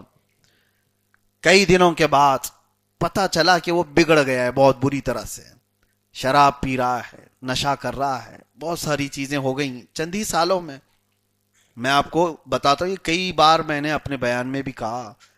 اس سے میں ایک دن ملاقات کے بعد پوچھا کہ کیا ہوا، وہ رونے لگ گیا. کہا میں آنے سے ڈر رہا تھا آپ کے پاس، شرم بھی آتی تھی، لیکن بات یہ ہے اچھی خاصی زندگیاں گزر رہی تھی، اب جا کر کے اس کو جس چیز کا احساس ہوا، ہمارے سامنے بول رہا تھا کہ میری بیوی کے جتنے ایکسپیکٹیشن ہیں وہ سب پورے میں کر ہی نہیں پاتا ہوں، اس کے سارے جتنے سامان ہیں وہ ساری چیزیں لا نہیں پاتا تھا، تنخواہ کم تھی، اور اس نے ہی مجھے کہا کہ اور بڑی نوکری کر لو، تو میں نوکری کرنے کے لیے ادھر چلا گیا، پھر بھی یہ ساری چیزیں ہو نہیں پاتی تھی گھر کی، میری بیوی کچھ نہ کچھ چیزیں بولتی اور پھر مجھے ٹونٹ مارتی اور میں شرمندہ ہو جاتا، کچھ نہ کچھ کر کے میری بیوی کے ساری چیزیں لے آؤں۔ اس کے بعد پھر سگریٹ پینے کی عادت پڑ گئی، پھر دوستوں کے مجمع میں بیٹھتے بیٹھتے پھر ٹینشن اتنا زیادہ ہو گیا، ڈپریشن میں آ گیا، پھر لوگوں نے مجھے شراب بھی پلا دیا، ڈرگس بھی دے دیا، وہاں تک پہنچ گیا۔ لیکن میرے عزیزو، جڑ کیا تھی اس کی؟ جڑ کیا تھی؟ ایک بھلے اچھے خاصے مرد کو بگاڑنے پر کبھی عورتوں کی خواہشات ہوتی ہیں، ان کی لمبی خواہشات۔ کچھ عورتوں کے میک اپ سیٹ ہی نہیں آ پاتے ان کے مردوں کی تنخواہوں پر، تو اس وجہ سے وہ لڑ رہی ہوتی ہیں، جھگڑ رہی ہوتی ہیں کہ میرا یہ سامان نہیں آ پاتا، وہ سامان نہیں آ پاتا۔ سیدہ کائنات فاطمہ الزہرا کے گھر میں دیکھو، اللہ اکبر، حضور پاک صلی اللہ تعالی علیہ وسلم ایک بار دوپہر کے وقت گھر سے باہر نکلے، اور اس وقت حضرت ابوبکر اور حضرت عمر بھی آئے، شدت کی گرمی تھی۔ نبی پاک صلی اللہ تعالی علیہ وسلم حضرت ابوبکر اور حضرت عمر سے کہتے ہیں کس چیز نے تمہیں باہر نکالا؟ حضرت ابوبکر اور حضرت عمر کہتے ہیں بھوک نے۔ حضور پاک صلی اللہ علیہ وسلم فرماتے ہیں مجھے بھی بھوک نے باہر نکالا، چلو چلتے ہیں۔ ایک کھجور کے باغیچے میں پہنچے، حضرت ابو ایوب انصاری کا تھا، ان سے کہا کہ تمہارے باغیچے میں کچھ پکی کھجوریں ہوں اتارو۔ ابو ایوب انصاری وہ میزبان رسول ہیں مدینہ طیبہ کے، جن کے گھر پر سب سے پہلے میرے آقا اترے تھے، انہوں نے کھجوریں اتاری اور اس کے بعد اپنے باغیچے میں ایک 6 مہینے کی بکری کا بچہ ذبح کیا اور رسول کریم صلی اللہ تعالی علیہ وسلم کے لیے، حضرت ابوبکر حضرت عمر کے لیے سالن بنوایا۔ میرے آقا صلی اللہ تعالی علیہ وسلم سالن کو 2 حصوں میں کرتے ہیں اور فرماتے ہیں ایک صحابی کہ حضور نے فرمایا لے جاؤ ایک آدھا حصہ فاطمہ کے گھر دے آؤ، وہ پچھلے 8 دن سے فاقے میں ہے۔ اس وقت آنکھوں میں آنسو آ گئے صحابہ کے، کسی کو خبر تک نہیں ہوتی کہ فاطمہ کے گھر میں چولہا نہیں جلتا۔ یہ صبر و قناعت والی ان کی زندگی تھی، کبھی اپنے شوہر کی یہ شکایت نہیں لے کر کے آئیں کہ میرے شوہر کی تنخواہ سے میرا گھر پورا نہیں ہو پاتا۔ اتنی تنخواہ تھی حضرت علی کرم اللہ وجہہ الکریم کی، آپ کو میں بتاؤں، ایک مرتبہ حضرت فاطمہ، ان کے دونوں بیٹے حضرت حسن و حسین بیمار ہوئے تھے تو منت کر لی تھی۔ یہ تذکرہ قرآن پاک کی آیتیں کس لیے نازل ہوئی میں بتا رہا ہوں، آیات کا شان نزول ہے 29ویں پارے میں سورہ دہر میں۔ منت مانگ لی کہ بیٹے صحیح ہو جائیں، صحت یاب ہو جائیں تو ہم 3 روزے رکھیں گے، سارے گھر والے 3 روزے رکھیں گے۔ بچے صحت یاب ہو گئے، گھر میں روزہ رکھا گیا۔ گھر میں 5 لوگ تھے، حسن و حسین، سیدہ فاطمہ، حضرت علی اور آپ کی ایک کنیزہ فضہ، اور منت کے روزے تھے۔ شام ہوئی، افطار کا وقت، حضرت علی رضی اللہ تعالیٰ عنہ اتنی کمائی کرتے تھے، 2 درہم آپ کی تنخواہ تھی، جس سے صرف اتنا آٹا آتا کہ 5 ہی روٹیاں بنتی تھی گھر میں، 5 روٹیاں جس سے بن جائیں حضرت علی کی تنخواہ سے۔ شام کے وقت گرم روٹیاں بنی ہوئی تھیں، اسی وقت ایک مسکین دروازے پر آیا اور اس نے آواز دی اے رسول اللہ کے گھر والوں، میں بھوکا ہوں، کھلاؤ۔ حضرت فاطمہ نے 5 روٹیاں ان کو دے دی۔ ایسا نہیں کہ روزے سے ہیں ہم 4 روٹیاں رکھ لیں، 1 دے دیں، 5 روٹیاں دے دیں۔ اور اس کے بعد دوسرے دن پانی پی کر کے روزہ رکھا۔ حضرت علی اسی حالت میں پھر کام کرنے کے لیے گئے۔ شام کو پھر اپنی تنخواہ لی اور آٹا خریدا اور گھر پر آئے، پھر روٹیاں بنی۔ آج پھر روٹیاں بنی تھی، ایک یتیم بچہ آ کر کھڑا ہو گیا، کہا کہ اے رسول اللہ کے گھر والوں، میں بھوکا ہوں، کھلاؤ۔ پھر 5 روٹیاں اس کو دے دی۔ 2 روزے اسی طرح چلے گئے۔ تیسرا روزہ تھا منت کے، اور پانی سے سحری ہوئی، تیسرا روزہ۔ اور اس کے بعد شام کا وقت، حضرت علی پھر آج اپنی تنخواہ لے آئے اور اس کے بعد روٹیاں بنی۔ جیل سے چھوٹا ہوا ایک قیدی آ گیا، دروازے پر کھڑے ہو کر اس نے بھی وہی آواز دی اے رسول اللہ کے گھر والوں، میں بھوکا ہوں، مجھے کچھ کھلاؤ۔ حضرت فاطمہ نے وہ 5 روٹیاں دے دی۔ تصور کر سکتے ہو 3 روزے اور بغیر کچھ کھائے ہوئے، صرف پانی پر سحری، پانی پر افطاری. یہاں تک کہ تیسرا دن تھا، حضرت حسنین کریمین کے پیٹ پیٹ سے لگ چکے تھے، وہ طاق میں دبک کر کے بیٹھے تھے دیواروں میں. رسول پاک صلی اللہ تعالی علیہ وسلم گھر میں داخل ہوئے اور اچانک دیکھا، آواز دی تو ان کی آواز نہیں نکل رہی تھی بچوں کی. رسول پاک صلی اللہ تعالی علیہ وسلم نے پوچھا یہ کیا حال ہے؟ تو حضرت فاطمہ نے واقعہ پورا سنایا کہ ہم نے منت کی اور روزے رکھے تھے، اور 3 دن تک کچھ لوگ مانگنے کے لیے آئے اور ہم نے ان کو دے دیا. حضور ابھی یہ سن رہے تھے کہ جبرائیل امین علیہ السلام تشریف لائے ہیں. جبرائیل آئے اور رسول پاک صلی اللہ علیہ وسلم کی بارگاہ میں عرض کرتے ہیں، یا رسول اللہ صلی اللہ علیہ وسلم، اس اہل بیت کے پاس جو پہلے دن مسکین آیا، دوسرے دن یتیم آیا، تیسرے دن ایک قیدی آیا، نہ وہ یتیم تھا، نہ مسکین تھا، نہ قیدی تھا، وہ اللہ کے فرشتے تھے جو اہل بیت کا امتحان لینے آئے تھے. اور آپ کو خوشخبری دینے آیا ہوں کہ اللہ تعالیٰ آپ کے گھر والوں سے راضی ہے. اور اس کے بعد حضرت فاطمہ کو رسول پاک صلی اللہ علیہ وسلم نے خوشخبری دی اور جنت کا دسترخوان ان کے گھر پر اترا. اور قرآن کی یہ آیت آئی، وَيُطْعِمُونَ الطَّعَامَ عَلَى حُبِّهِ مِسْكِينًا وَيَتِيمًا وَأَسِيرًا. یہ وہ لوگ ہیں جو اللہ کی محبت میں کبھی مسکین کو کھلاتے ہیں، کبھی یتیم کو کھلاتے ہیں، اور کبھی قیدی کو کھلاتے ہیں. یہ آیت کسی اور کے لیے نہیں، یہ فاطمہ کے گھرانے کے لیے آئی. وہاں کبھی یہ شکایتیں تو نہیں تھی، نہ حضرت علی لڑ پڑے ان سے کہ فاطمہ کیا کل کا کل اٹھا کے دے دیتی ہو، کچھ تو رکھو. وہ کیسا گھرانہ تھا، حضرت فاطمہ دیتی رہی، حضرت علی کبھی اس پر شکایت نہیں، اعتراض نہیں. انہیں پتا تھا کہ اللہ کی رضا کے لیے اٹھے ہوئے ہاتھ ہیں، رسول اللہ کی بیٹی کا ہاتھ ہے. نہ اسے روکا، نہ شکایت کی کہ کل میں بھوکا کیسے کماؤں، پرسوں 3 دن کیسے کماؤں. حضرت علی نے کبھی حضرت فاطمہ کے اس کام پر سوال نہیں کیا. عزیزان گرامی وقار، یہ وہ گھرانہ ہے جس کے متعلق رسول کریم صلی اللہ تعالی علیہ وسلم فرماتے، ایک مرتبہ ایسا بھی ہوا، حضرت فاطمہ بیٹی ہوئی تھی کہ انصار کی عورتیں آئیں اور کہا ایک فلاں جگہ ایک شادی کی کچھ محفل تھی تو اس میں شریک ہونا ہے، فاطمہ تم بھی آؤ. حضرت فاطمہ ایسی محفلوں میں اکثر جاتی نہیں. حضور پاک صلی اللہ تعالی علیہ وسلم نے فرمایا فاطمہ جاؤ، ان خواتین کے ساتھ جاؤ، شریک ہو جاؤ. حضرت فاطمہ کے پاس جو لباس تھا وہ بوسیدہ لباس تھا، بوسیدہ لباس اس طرح کا تھا کہ جیسے بہت عمدہ کپڑے نہیں تھے. انہوں نے کہا یہی پہن کر کے جاؤں، تو حضرت فاطمہ وہی کپڑے پہن کر کے اس شادی کی محفل میں جہاں گئی، وہاں تو عورتیں بڑے عمدہ عمدہ کپڑے پہن کر کے آئی تھیں، سب مالدار عورتیں اچھے اچھے کپڑے پہن کر کے آئیں. حضرت فاطمہ اس دعوت سے جلدی واپس آئی اور تھوڑی سی غمگین تھی. حضور پاک صلی اللہ تعالی علیہ وسلم نے حضرت فاطمہ کو بلایا، پوچھا فاطمہ غمگین کیوں؟ کہا وہاں تو سب عمدہ عمدہ لباس پہن کے آئے ہوئے تھے اور رسول اللہ کی بیٹی پرانا لباس پہن کر گئی ہوئی تھی، کہیں وہ مجھے ہلکا نہ سمجھ رہے ہوں. میرے آقا صلی اللہ تعالی علیہ وسلم نے فرمایا وہاں کون کون عورتیں تھیں؟ کہا فلاں فلاں. حضور نے عورتوں میں سے کچھ کو بلایا، ان عورتوں میں ایک کو پوچھا کیسی تھی دعوت؟ وہ خاتون کہتی ہیں یا رسول اللہ صلی اللہ علیہ وسلم دعوت ایک طرف، چرچے صرف فاطمہ کے لباس کے چل رہے تھے، چرچے صرف فاطمہ کے لباس کے چل رہے تھے. دوسری عورت کہتی ہیں ہمیں اندازہ نہیں تھا کہ فاطمہ اتنا عمدہ لباس پہن کر کے آئی تھی. سب عورتیں یہ کہنے لگی، وہ سب چلی گئی تو حضور مسکرائے. حضرت فاطمہ کہتی یا رسول اللہ میں تو یہ پرانا لباس پہن کے گئی تھی، یہ عورتیں کیسے اس طرح کی باتیں کر رہی ہیں؟ حضور پاک صلی اللہ تعالی علیہ وسلم فرماتے ہیں فاطمہ اللہ نے تیرے جسم کو ایسا بنایا ہے کہ جو اس سے مس ہو جائے وہ دنیا کا سب سے عمدہ کہلاتا ہے. ان کی آنکھوں میں اللہ نے دنیا کا سب سے عمدہ لباس بنا کر کے رکھا ہے، اور اسی لیے حضور نے کیا فرمایا میں نے تمہارا نام ہی فاطمہ رکھا، جو تم سے محبت کرے اس کو اللہ تعالیٰ آگ سے دور کر دیتا ہے. اب سنیے جو اہل بیت کے گھرانے کی سخاوتیں ہیں، اللہ اکبر.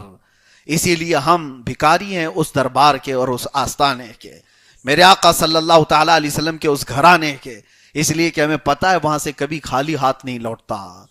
اور بہت سارے بزرگوں نے فرمایا، ایک وظیفہ بھی میں آپ کو بتا کر جاتا ہوں، ایک عمل بھی، پھر کسی اور موقع پر اس کا تفصیلی عمل میں بتاؤں گا. ایک نماز بھی ہے اور اس میں دعا بھی ہے، اور اس کا ایصال ثواب حضرت فاطمہ کی روح کو کرو، اور کچھ نہیں، حضرت فاطمہ سے صرف اتنی ریکویسٹ کر کے سو جاؤ، یا سیدہ کائنات میری یہ حاجت ہے، بس رسول اللہ کے پاس اس کو پیش کر دیجیے۔ بزرگوں نے اس کو لکھا ہے، کہا کہ اگر تمہاری حاجت رسول پاک صلی اللہ علیہ وسلم کے پاس حضرت فاطمہ نے پیش کر دی تو مجال ہی نہیں کہ رسول اللہ صلی اللہ تعالی علیہ وسلم کی بارگاہ سے تمہیں اس کی اجابت نہ ملے، ایسا ہو ہی نہیں سکتا۔ حضرت فاطمہ کی کسی بات کو حضور کبھی رد نہیں کرتے۔ بزرگوں نے فرمایا رسول پاک صلی اللہ تعالی علیہ وسلم کی بارگاہ میں صحابہ کرام رضوان اللہ تعالی علیہ مجمعین بھی کبھی کوئی وسیلہ پیش کرتے تو اہل بیت کا پیش کرتے تھے۔ ازواج مطہرات حضور اکرم صلی اللہ تعالی علیہ وسلم سے کبھی کوئی ناراضگی دیکھتے تو حضرت فاطمہ کو بیچ میں کر دیتی تھی۔ حضرت فاطمہ اگر آئیں تو رسول کریم صلی اللہ علیہ وسلم کو راضی کرنا آسان ہو جاتا تھا، آسان ہو جاتا۔ اور آپ نے وہ مشہور روایت یہ بھی پڑھی ہوگی، سنی ہوگی، ایک بار میرے آقا صلی اللہ علیہ وسلم مدینہ طیبہ سے باہر نکل گئے، غار سجدہ ایک جگہ ہے، ایک پہاڑ کی کوہ میں، جہاں حضور پاک اپنا سر رکھ کر کے رو رہے تھے امت کی مغفرت کے لیے۔ اور صحابہ کو جب پتہ چلا تو دھیرے دھیرے وہاں صحابہ پہنچ گئے۔ سب سے پہلے حضرت ابوبکر صدیق اس جگہ پر پہنچے، اور یہ کافی وقت گزر چکا تھا میرے آقا صلی اللہ علیہ وسلم کو مدینے میں نہ دیکھ کر کے۔ حضرت ابوبکر نے ایک چرواہے سے پوچھا تھا کہ یہاں کسی کو تو نے دیکھا ہمارے نبی کو؟ اس چرواہے نے کیا جواب دیا؟ دل کو دہلا دینے والی بات ہے۔ وہ کہتا ہے مجھے پتا نہیں تمہارے نبی کون ہیں، لیکن ہاں اس پہاڑ کے اندر سے ایک آواز آتی ہے جس کی آواز سن کر میری بکریوں نے چارہ کھانا چھوڑ دیا ہے، کوئی بہت درد سے روتا ہے۔ حضرت ابوبکر صدیق سمجھ گئے تھے کہ یہ رسول اللہ صلی اللہ علیہ وسلم کی آواز کے علاوہ کوئی نہیں ہوگی جو اس درد کے ساتھ رو رہا ہو، اور جا کر کے قریب دیکھے تو کس کے لیے رو رہے تھے؟ ہم اسی گنہگار امت کے لیے۔ حضرت ابوبکر صدیق کے بعد کئی صحابہ وہاں آئے، میرے آقا صلی اللہ تعالی علیہ وسلم کو اٹھانے کی کوشش کرتے رہے۔ نبی پاک صلی اللہ تعالی علیہ وسلم نے اپنا سر ہی نہیں اٹھایا۔ اللہ کیا جہنم اب بھی نہ سرد ہوگا، رو رو کے مصطفیٰ نے دریا بہا دیے ہیں۔ پھر اخیر وقت میں سب نے یہی مشورہ کیا کہ اللہ کے نبی صلی اللہ تعالی علیہ وسلم اگر سر اٹھائیں گے تو حضرت فاطمہ کی بات پر اٹھائیں گے۔ حضرت فاطمہ سے جا کر کے کہا گیا کہ اللہ کے نبی صلی اللہ تعالی علیہ وسلم سجدے میں سر رکھیں اور اٹھا نہیں رہے ہیں، کہیں ایسا نہ ہو کہ طبیعت پہ بہت بار ہو جائے، تکلیف بڑھ نہ جائے، حضور رو رہے ہیں، آپ آ جائیں۔ حضرت فاطمہ مکمل حجاب میں حضور کے پاس تشریف لائیں۔ جب روتے ہوئے دیکھا تو یہ فاطمہ وہ ہیں جو 4 سال کی عمر سے بھی اپنے باپ کے اطراف دفاع کے لیے کھڑی رہتی تھی۔ جب مکہ والے حضور پر حملہ کرتے تھے، جب حضرت فاطمہ کی عمر 4 سال کی تھی، وہ حملے اپنے اوپر لے لیا کرتی، حضور کے دفاع میں، ڈیفنس میں کھڑی رہتی۔ آج جب بارگاہ مصطفیٰ میں آئیں تو رسول کریم صلی اللہ علیہ وسلم کے قریب جا کر کے وہ رو پڑی، کہا یا رسول اللہ اپنا سر اٹھا لیں۔ صرف اتنا نہیں کہا کہ سر اٹھا لیں، وہ جانتی تھی کہ میرے آقا راضی ہوں گے تو کس بات سے راضی ہوں گے۔ حضرت فاطمہ کو اچھی طرح معلوم تھا ایک بیٹی اپنے باپ کو کتنا قریب سے جانتی ہے، اندازہ بھی نہیں آپ کو۔ حضرت فاطمہ نے یہ نہیں کہا یا رسول اللہ آپ کی طبیعت خراب ہو جائے گی، آپ کے جسم پر بار ہو جائے گا، سر بھاری ہو جائے گا، آپ سر اٹھا لیں، کچھ نہیں کہا، صرف اتنا کہا یا رسول اللہ آپ کی بیٹی قسم دیتی ہے رب ذوالجلال کی، آج کے بعد سے میری موت تک کوئی رات ایسی نہیں ہوگی جو رات میں آپ کی امت کی مغفرت کے لیے نہ گزارتا ہوں۔ ہر رات آپ کی یہ بیٹی فاطمہ آپ کی امت کی بخشش کی دعا کرے گی۔ جیسی ہی یہ بات سنی میرے آقا نے سر اٹھا لیا۔ اس وقت بھی صحابہ جانتے تھے کہ کوئی بات اگر حضور پاک صلی اللہ تعالی علیہ وسلم سنتے ہیں تو حضرت فاطمہ کی ہے، وہ مقام تھا اس سیدہ کائنات کا۔ اسی لیے رسول کریم صلی اللہ تعالی علیہ وسلم نے جو فرمایا انما فاطمۃ بضعۃ منی فمن احبها احبنی ومن اغضبها فقد اغضبنی، فاطمہ میرے جگر کا ٹکڑا ہے، جس نے اس سے محبت کیا اس نے مجھ سے محبت کیا، جس نے اسے ایذا دی، جس نے اسے مشقت میں ڈالا اس نے مجھے مشقت میں ڈالا ہے۔ رسول پاک صلی اللہ تعالی علیہ وسلم کی بارگاہ میں ایک مرتبہ ایک شخص ایسا بھی آیا جو بنو سلیم قبیلے کا تھا، وہ آتے ساتھ ہی کہنے لگا آپ جادوگر ہیں، معاذ اللہ رب العالمین۔ حضرت عمر فاروق رضی اللہ تعالیٰ عنہ کھڑے تھے، تلوار نکال لی اور کہا اس کا میں ابھی خاتمہ کرتا ہوں جو گستاخی کیا ہے۔ نبی پاک صلی اللہ علیہ وسلم نے فرمایا عمر رکو۔ اللہ کے نبی صلی اللہ تعالیٰ علیہ وسلم نے اس نئے آنے والے شخص کو آخرت کے متعلق بیان کیا، تو چند باتیں حضور نے ایسی بیان کی کہ وہ پشیماں ہو گیا، شرمندہ ہوا اور فوراً حضور کے دست اقدس کو بوسہ دیا اور اسلام قبول کر لیا۔ کہا یا رسول اللہ صلی اللہ تعالیٰ علیہ وسلم مجھے اسلام کے بارے میں بتائیں۔ نبی پاک صلی اللہ تعالیٰ علیہ وسلم نے اس کو اسلام کی تعلیم دی۔ یہ لمبی حدیث ہے۔ پھر حضور نے اعلان فرمایا اپنے آپس میں، اس سے پوچھا میرے آقا صلی اللہ علیہ وسلم نے تمہارے پاس کیا ہے؟ اس شخص نے کہا میں اپنے قبیلے بنو سلیم کا سب سے غریب آدمی ہوں، میرے پاس کچھ نہیں۔ حضور پاک صلی اللہ علیہ وسلم نے فرمایا کوئی ہے یہاں پر جو اس کے پہننے کا انتظام کرے؟ تو ایک صحابی رسول کھڑے ہوئے اور انہوں نے کہا اس کے کپڑے کا انتظام میری طرف سے۔ حضور نے فرمایا کوئی ہے جو اس کو سواری دے؟ حضرت سعد ابن عبادہ مدینے کے انصار صحابی تھے، کہا یا رسول اللہ میری ایک اونٹنی ہے، میں نے اس کو دے دیا۔ صحابہ سب آپس میں اس طرح سے شیر و شکر تھے کہ ایک دوسرے پر جانثاری۔ اس کے بعد حضور پاک صلی اللہ علیہ وسلم نے حضرت سلمان فارسی کو بلایا اور کہا کہ سلمان جاؤ اس کے کھانے کا انتظام کرو۔ حضرت سلمان فارسی کہتے ہیں اب جو بات کہنی ہے وہ یہ، مدینے میں مسجد نبوی کے آس پاس جتنے لوگوں کے گھر تھے سب کے پاس گیا، کسی کے گھر میں کوئی اتنا کھانا نہیں تھا کہ وہ آئے ہوئے شخص کو کھلائے۔ حضرت سلمان فارسی کہتے ہیں پھر اخیر میں ایک ہی گھر تھا، وہ حضرت فاطمہ کا۔ میں وہاں گیا اور باہر کھڑے ہو کر کے کہا، پورا واقعہ سنایا، ایسا ایسا ایک شخص آیا حضور پاک صلی اللہ علیہ وسلم کی بارگاہ میں اور اس کے کھانے کے انتظام کے لیے مجھے رسول اللہ نے بھیجا، کہیں کھانا ہے نہیں مدینے میں آپ کے گھر آ گیا ہوں۔ حضرت فاطمہ نے کہا سلمان میرے گھر میں پچھلے 3 دن سے فاقہ ہے، لیکن ایسا نہیں ہے کہ اس کے کھانے کا انتظام نہ ہو۔ اپنی وہ چادر دی جو رسول اللہ نے ان کو جہیز میں دیا تھا، کہا جاؤ شمعون نام کا ایک یہودی ہے، اس کے ہاتھ میں یہ بیچ دو، وہ جانتا ہے اس کی قدر جانتا ہے، اور اس سے جو مال ملے وہ لے کر کے آؤ، میں اس کے کھانے کا انتظام کر دوں گی۔ حضرت فاطمہ زہرا کی چادر لے کر سلمان فارسی گئے۔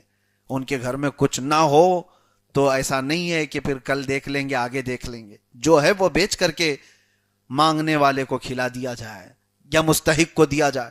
حضرت سلمان فارسی رضی اللہ تعالیٰ عنہ وہ شمعون کے پاس آئے اور اس سے کہا یہ حضرت فاطمہ زہرا کی چادر ہے۔ اس نے دیکھتے ہی پہچان لیا اور اس کے بعد رو پڑا اور کہا یہی وہ چادر ہے جس کا ذکر ہم نے آسمانی کتابوں میں پڑھا، اور یہ وہ چادر کے بارے میں نے سن رکھا تھا اپنے بزرگ علماء سے کہ یہ بنت رسول اللہ کی چادر ہے۔ اور اس کے بعد کہا کہ اس چادر کی عظمت تم نہیں جانتے۔ وہ شمعون کہنے لگا اور اس کے بعد سنا روایات میں کہ وہ ایمان لے آیا، یہودیت سے اسلام میں آ گیا، اور جو کا آٹا یا جو کچھ اس کے پاس تھا وہ سب لے کر کے حضرت سلمان فارسی کے پاس دیا، چادر بھی بھیج دیا۔ اور اس کے بعد جب وہ جو کا آٹا لے کر کے آئے، اب سنی حضرت سلمان فارسی لا کر حضرت فاطمہ کو دیتے ہیں، کہتے ہیں آپ کی چادر کے بدلے یہ ملا۔ اس کے بعد جب حضرت فاطمہ کے پاس آیا وہ مال، آٹا یا جو کچھ بھی تھا، وہ سب کا سب پکا کر کے حضرت فاطمہ نے حضرت سلمان فارسی کے ہاتھ میں دیا، کہا جاؤ مہمان رسول کو بھوکا رہنے نہ دینا، رسول اللہ کا مہمان ہے اسے کھلاؤ۔ حضرت سلمان فارسی وہ لیتے ہیں اور پلٹ کر کے کہتے ہیں آپ کے گھر میں بھی تو کچھ رکھ لو، آپ کا ہے کھانا، آپ کی ہیں روٹیاں، آپ بھی تو کچھ رکھ لو۔ حضرت فاطمہ کہتی ہیں ہمارا اللہ مالک ہے، جو آیا ہوا ہے اس کو پہلے کھلا دو۔ یہ لجپال گھرانہ تھا میرے آقا صلی اللہ علیہ وسلم کا، اور اتنا سخی گھرانہ تھا، کبھی اپنے پیٹ کو بھرنے کی کوشش نہیں کی۔ اس کے بعد جب یہ بات آئی میرے آقا صلی اللہ تعالی علیہ وسلم کی بارگاہ میں، پھر وہی فضیلت نازل ہوئی جبرائیل امین کی طرف سے کہ اللہ آپ کی بیٹی سے راضی ہوا۔ عزیزان گرامی وقار، ایک بات اور میں کہتا ہوں، فاطمہ زہرا رضی اللہ تعالیٰ عنہا سلام اللہ علیہا، ان کے مناقب بیان کرتے کرتے آپ پوری رات سنیں گے۔ میں نے وہ پوری حدیثیں آپ کے سامنے رکھی نہیں، جو بخاری کی ہیں، مسلم کی ہیں، ترمذی کی ہیں، ابو داؤد کی ہیں. اتنی حدیثیں ہیں جو حضرت فاطمہ زہرا رضی اللہ تعالیٰ عنہ کے متعلق آئی ہوئی ہیں. نبی پاک صلی اللہ تعالیٰ علیہ وسلم نے ان کے مقام اور ان کے شان کو کس طرح بیان کیا. یہ محفل شیعوں کی محفل نہیں ہے. کوئی اگر یہ سمجھ رہا ہے کہ جہاں زہرا کی بات کی جاتی ہو وہ صرف شیعوں کی محفل، ہرگز نہیں. سنیوں کا سب سے بڑا حق ہے زہرا کا ذکر کرنے کا، اور ہم تو اس وسیلے سے دعائیں کرتے ہیں، مناقب ہم بیان کرتے ہیں، فضائل ہم بیان کرتے ہیں. عزیزان گرامی وقارہ، سیدہ کائنات فاطمہ الزہرا رضی اللہ تعالیٰ عنہ کے گھر کی ایک بڑی اور بات آپ کو سناتا ہوں. ایک بار سنا حضرت عثمان غنی نے حضور پاک صلی اللہ علیہ وسلم کو اپنے گھر میں دعوت میں بلایا. کہا یا رسول اللہ صلی اللہ تعالیٰ علیہ وسلم آپ میرے گھر تشریف لائیں، صحابہ بھی آپ کے ساتھ ہیں. حضرت عثمان کون ہیں؟ ارے غنی ہیں، مدینے کے رئیس ہیں، مالدار ہیں. حضور پاک صلی اللہ علیہ وسلم کی جب دعوت کی، کھانے بنائے، جو کچھ بھی، اس کے بعد حضرت عثمان غنی رضی اللہ تعالیٰ عنہ حضور پاک صلی اللہ علیہ وسلم کے ساتھ مسجد نبوی کے ساتھ سے ہی چلتے رہے اور حضور کے ہر قدم کو گن رہے تھے. اور جیسے حضرت عثمان کے گھر تک پہنچے، حضور نے پوچھا عثمان یہ میرے قدم کیوں گن رہے ہو؟ کہا یا رسول اللہ صلی اللہ علیہ وسلم آپ نے اعزاز بخشا میرے گھر کو، آج تمنا یہ ہے کہ آپ کے ہر قدم کے بدلے ایک غلام آزاد کروں. ایک غلام آزاد کرنا آسان بات نہیں. آج کے زمانے کے تقریباً یوں سمجھ لو کہ 50 لاکھ روپے دے دینا، 1 کروڑ دے دینا، بڑی قیمت ہوا کرتی تھی غلاموں کی. اور حضرت عثمان غنی رضی اللہ تعالیٰ عنہ کہتے ہیں یا رسول اللہ آپ کے ہر قدم پر ایک غلام آزاد کرنے کی نیت ہے. اور اتنی بڑی بات تھی، لٹائیں. یہی تو بات کہتے ہیں کچھ لوگوں کو تو عثمانی ہونا چاہیے. میلاد میں اگر ہم لٹاتے ہیں تو یہ عثمان غنی کی بات ہے. کہیں یہ تو نہیں کہ حضرت عثمان سے پوچھو کہاں ہے قرآن میں، کہاں ہے حدیث میں کہ رسول اللہ جتنے قدم رکھے اتنے غلام آزاد کرو. وہ حضرت عثمان تمہیں جواب دیں گے.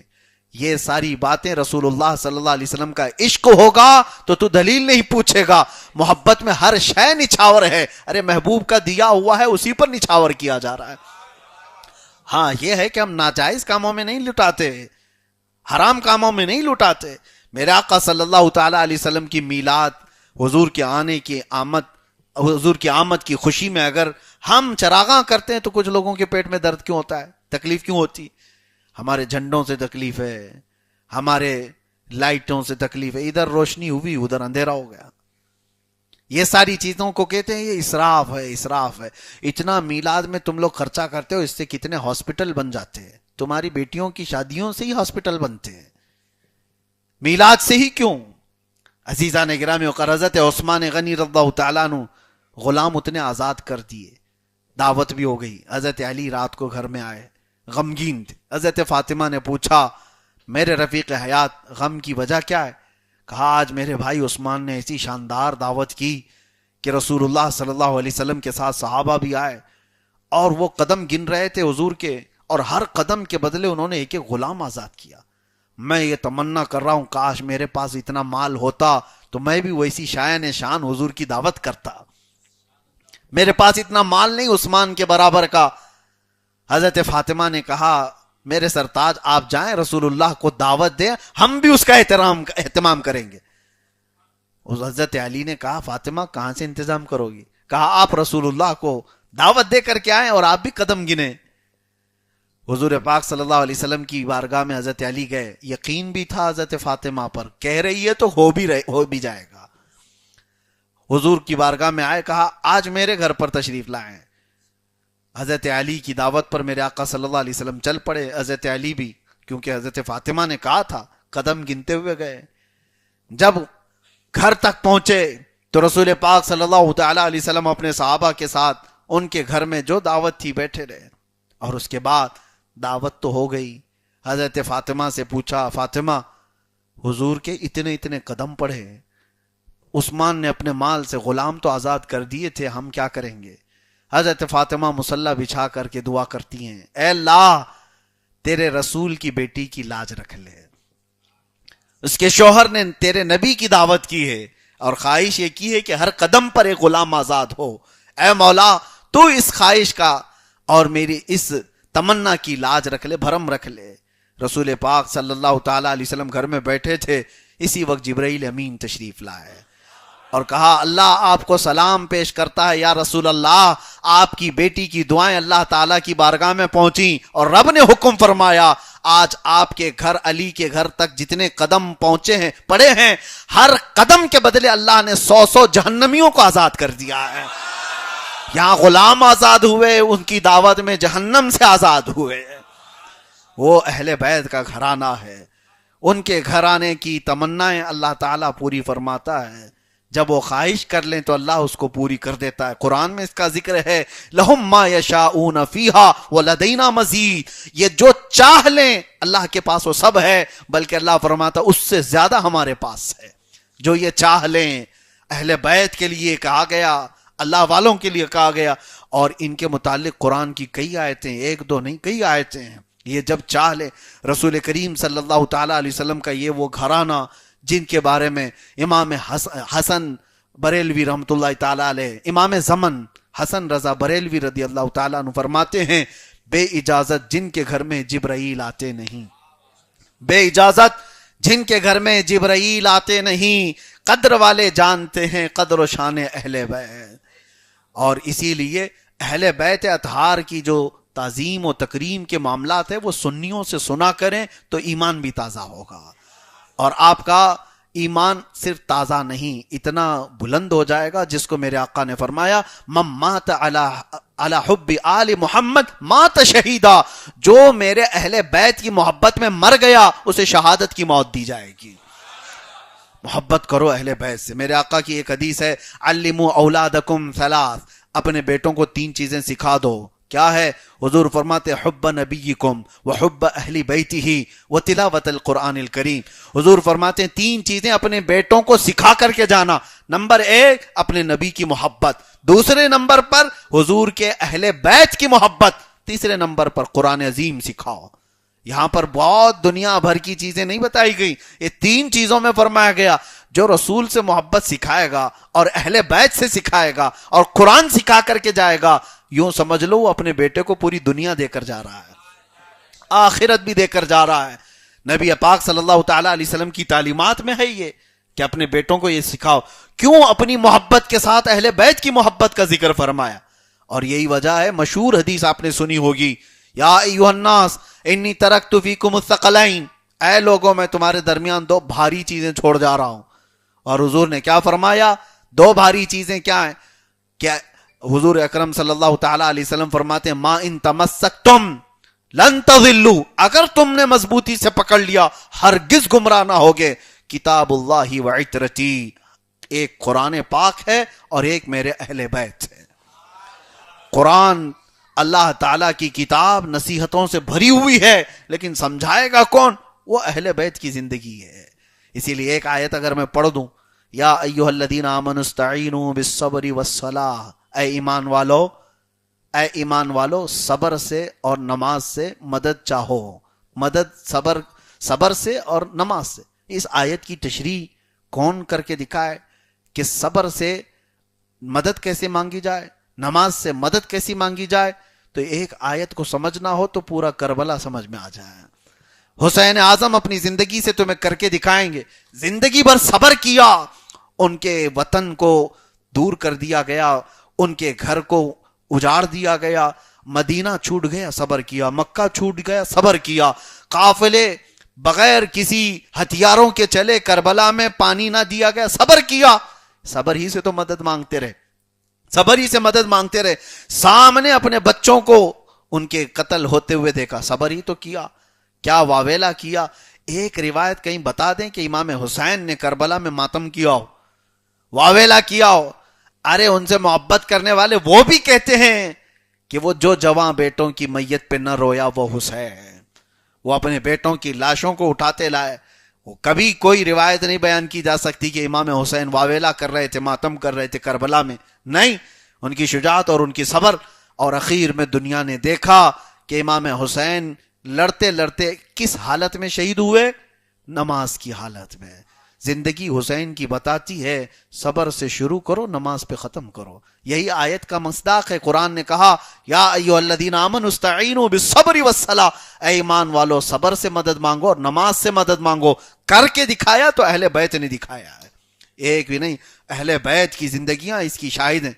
بہرحال سیدہ کائنات فاطمہ الزہرا سلام اللہ علیہا کی بارگاہ میں آج ہم نے نذرانِ عقیدت پیش کیا ہے، اپنی محبتوں کے عقیدت کے گلہا پیش کیے ہیں، اور صرف اس نیت سے کہ اللہ تعالیٰ قبول فرمائے. وہ محفل خوشبو والی ہوتی ہے جس محفل میں حضرت فاطمہ کا ذکر ہوتا ہے.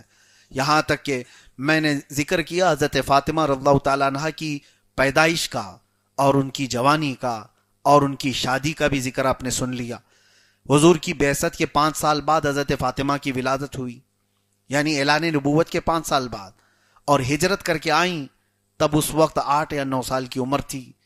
اور جب مدینہ طیبہ میں 2 ہجری ہوئی تو حضرت علی سے نکاح ہو گیا. حضرت علی سے نکاح کے بعد حضرت فاطمہ کے بطن سے، آپ کے پیٹ سے 4 بچے ہوئے، ایک امام حسن اور ایک امام حسین، اور 2 بیٹیاں، ایک سیدہ زینب ایک سیدہ ام کلثوم. 4 اولاد حضرت فاطمہ کے بطن سے پیدا ہوئیں، اور 2 تو وہ ہیں حضرت امام حسن اور امام حسین جن کا نام خود رسول اللہ نے رکھا، اور حضرت زینب اور ام کلثوم 2 بیٹیاں. اس زندگی کے بعد ایک اور حدیث میں آپ کو سنا دوں. حضور پاک صلی اللہ علیہ وسلم ایک دن منبر پر کھڑے ہو کر کے فرماتے ہیں کہ کئی قبیلوں کے لوگوں نے یہ مجھ سے اجازت مانگی کہ ہم اپنی بیٹیاں علی سے بیاہ کرنا چاہتے ہیں، علی سے ہماری بیٹیوں کا نکاح کرنا چاہتے ہیں. حضور فرماتے ہیں میں نے ان کو منع کر دیا، پھر منع کر دیا، پھر منع کر دیا. 3 بار حضور نے فرمایا جب تک فاطمہ علی کے نکاح میں ہے علی کو دوسرا نکاح کرنا ہی حرام ہے. صرف شریعت میں ایکسیپشن ہے، یہ صرف حضرت علی کے لیے تھا. دوسرا نکاح کر سکتا ہے ہر آدمی، 4 تک کر سکتا ہے نا اجازت. 4 تک کی اجازت ہر مسلمان کو دی گئی ہے. اب بس اتنا ہی جملہ اٹھا لیں گے اب یہ لوگ. ہاں دیکھو ان کے یہاں مولانا صاحب 4 والے لوگ ہیں یہ. ارے سب کے گھروں میں جا کر کے دیکھو 4 والے 4، یہ پروپیگنڈا نہیں ہے. ہمارے ہاں اجازت ہے، دروازہ رکھا گیا ہے. ہاں ہمارے یہاں سے نکلنے کے لیے 4 دروازے ہیں، ضروری نہیں کہ ہر دروازے میں سے داخل ہو جاؤ، ہر دروازے سے باہر نکلو. ایک دروازہ کھلا ہے اسی کا استعمال کرو، جب وہ ٹوٹ جائے تو دوسرا دیکھیں، جب وہ بکھر جائے کچھ ہو جائے تو دوسرا دیکھیں. شریعت نے 4 کی اجازت دی ہے، لیکن حضرت علی کے لیے ایکسیپشن تھا، حکم تھا کہ جب تک حضرت فاطمہ ان کے نکاح میں کوئی دوسری عورت سے نکاح ان کے لیے جائز نہیں تھا. یہ ان کا خاصہ تھا. نبی پاک صلی اللہ تعالیٰ علیہ وسلم نے ان کے لیے خاص حکم دیا تھا. اور کیوں؟ فرماتے ہیں جو فاطمہ کو ناراض کرے وہ مجھے ناراض کرتا ہے، جو فاطمہ کو تکلیف دے وہ مجھے تکلیف دیتا ہے. پھر ان 4 اولاد کے ساتھ ایک بار حضرت ام ایمن حضور پاک صلی اللہ تعالیٰ علیہ وسلم کی یہ دودھ پلانے والی ماں بھی ہیں، حضرت ام ایمن جو حضور کے والد کی باندی تھی. وہ کہتی ہیں ایک بار میں رمضان کے مہینے میں دوپہر کا وقت تھا، شدت کی گرمی تھی، فاطمہ کے گھر پر گئی تو دیکھا تو وہ تو چارپائی پر سوئی ہوئی تھی، وہاں پر اندر گھر میں سوئی ہوئی تھی. دروازہ کھلا ہوا تھا لیکن چکی پیسنے کی آواز آ رہی تھی، آٹا کوئی پیس رہا ہے. تو میں اندر گئی، دیکھا فاطمہ تو سو رہی ہیں اور آٹا پیسا جا رہا ہے، خود ہی چکی پیس رہی ہے. تو حضرت ام ایمن کہتی ہے میں ڈر کے بھاگ کر باہر آ گئی. کہا فاطمہ کے گھر میں یہ چکی خود بخود چل رہی ہے. تو حضور پاک صلی اللہ علیہ وسلم کے پاس آ کر ام ایمن کہتی ہیں یا رسول اللہ میں نے فاطمہ کے گھر میں عجیب و غریب چیز دیکھی. کہا کیا دیکھا؟ فاطمہ سو رہی ہیں اور ان کے گھر میں چکی پس رہی ہے، آٹا پس رہا ہے. تو حضور پاک صلی اللہ تعالیٰ علیہ وسلم مسکرائے اور پھر فرمایا اللہ نے مجھے بتایا کہ فاطمہ روزے سے تھکی ہوئی ہیں، اللہ نے فرشتوں کو بھیجا ان کے گھر کا آٹا پیسنے کے لیے. ان کے گھر کے کام ملائکہ کر رہے ہیں. یہ وہ گھرانہ ہے. اور بچے حسنین کریمین کبھی اگر گھر سے دور چلے جاتے. ایک بار حضرت فاطمہ بے قرار ہو کر حضور کی بارگاہ میں آئی اور کہا کہ بچے دکھ نہیں رہے. حضور خود ڈھونڈنے کے لیے گئے تو ایک درخت کے نیچے سوئے ہوئے تھے 2 بچے حسن و حسین. اور حضور فرماتے ہیں جبرائیل ان کے اوپر اپنے پروں سے سایہ کیے ہوئے کھڑے تھے. اس گھرانے کی کیا بات کریں، رسول اللہ صلی اللہ تعالی علیہ وسلم کا عظیم گھرانہ. اور آج بھی آپ جائیں گے حضور کے روزے پر حاضری دینے کے لیے، جو جالیاں ہیں نا، جو جالیاں ہیں سامنے کی طرف سے حضور کو سلام پیش کر کے آپ نکلتے ہیں، لیکن پیچھے والا حصہ جہاں اصحاب صفہ کا چبوترا تھا، وہ جالیوں کے اندر حضرت فاطمہ کا گھر آ چکا ہے.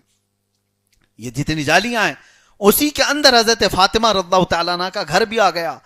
وہ ایک ہی گھر تھا حضرت علی کا، جس گھر کے متعلق حکم یہ تھا کہ آپ نے یہ تو سن لیا کہ حضرت علی کو دوسرے کسی عورت سے نکاح کرنا جائز نہیں، لیکن ان کے لیے ایک ایکسیپشن اور بھی تھا کہ مسجد میں کوئی بھی جنابت کی حالت میں، ناپاکی کی حالت میں قدم بھی نہیں رکھ سکتا. ہمارے لیے بھی حکم یہی ہے، ناپاک ہیں آپ پر غسل واجب ہے تو مسجد میں قدم رکھنا حرام ہے، لیکن حضور پاک صلی اللہ علیہ وسلم نے حضرت علی سے کہا تھا یہ جنابت کی حالت میں بھی مسجد میں جا سکتے ہیں، صرف ان کے لیے. قرآن نے ان کی تطہیر بیان کر دی ہے، اللہ تعالیٰ ان کو پاک کر دیا ہے. تو یہ گھرانہ حضور پاک صلی اللہ علیہ وسلم کے گھرانے سے بالکل متصل تھا، بالکل لگا ہوا تھا. اب آخری بات ام المومنین عائشہ صدیقہ سے سنتے ہیں. حضرت عائشہ کہتی ہیں جب حضرت فاطمہ آتی تھیں تو ان کے چلنے کا انداز ہو بہو رسول اللہ کی طرح تھا. ہم دیکھتے تھے کہ حضور جیسا چلتے تھے حضرت فاطمہ ہو بہو ویسی ہی چلتی تھیں. وہ آئیں، حضور پاک صلی اللہ تعالی علیہ وسلم کا یہ آخری مرض تھا، یعنی آخری علالت بیماری کی حالت میں. اس وقت حضرت فاطمہ قریب آئیں بستر کے پاس. نبی کریم صلی اللہ علیہ وسلم نے ان کے کان میں کچھ بات کہی تو وہ رونے لگ گئیں. اس کے بعد پھر حضور نے ان کو قریب کیا، کہا کچھ اور بات، سرگوشی کی. حضرت فاطمہ مسکرائیں.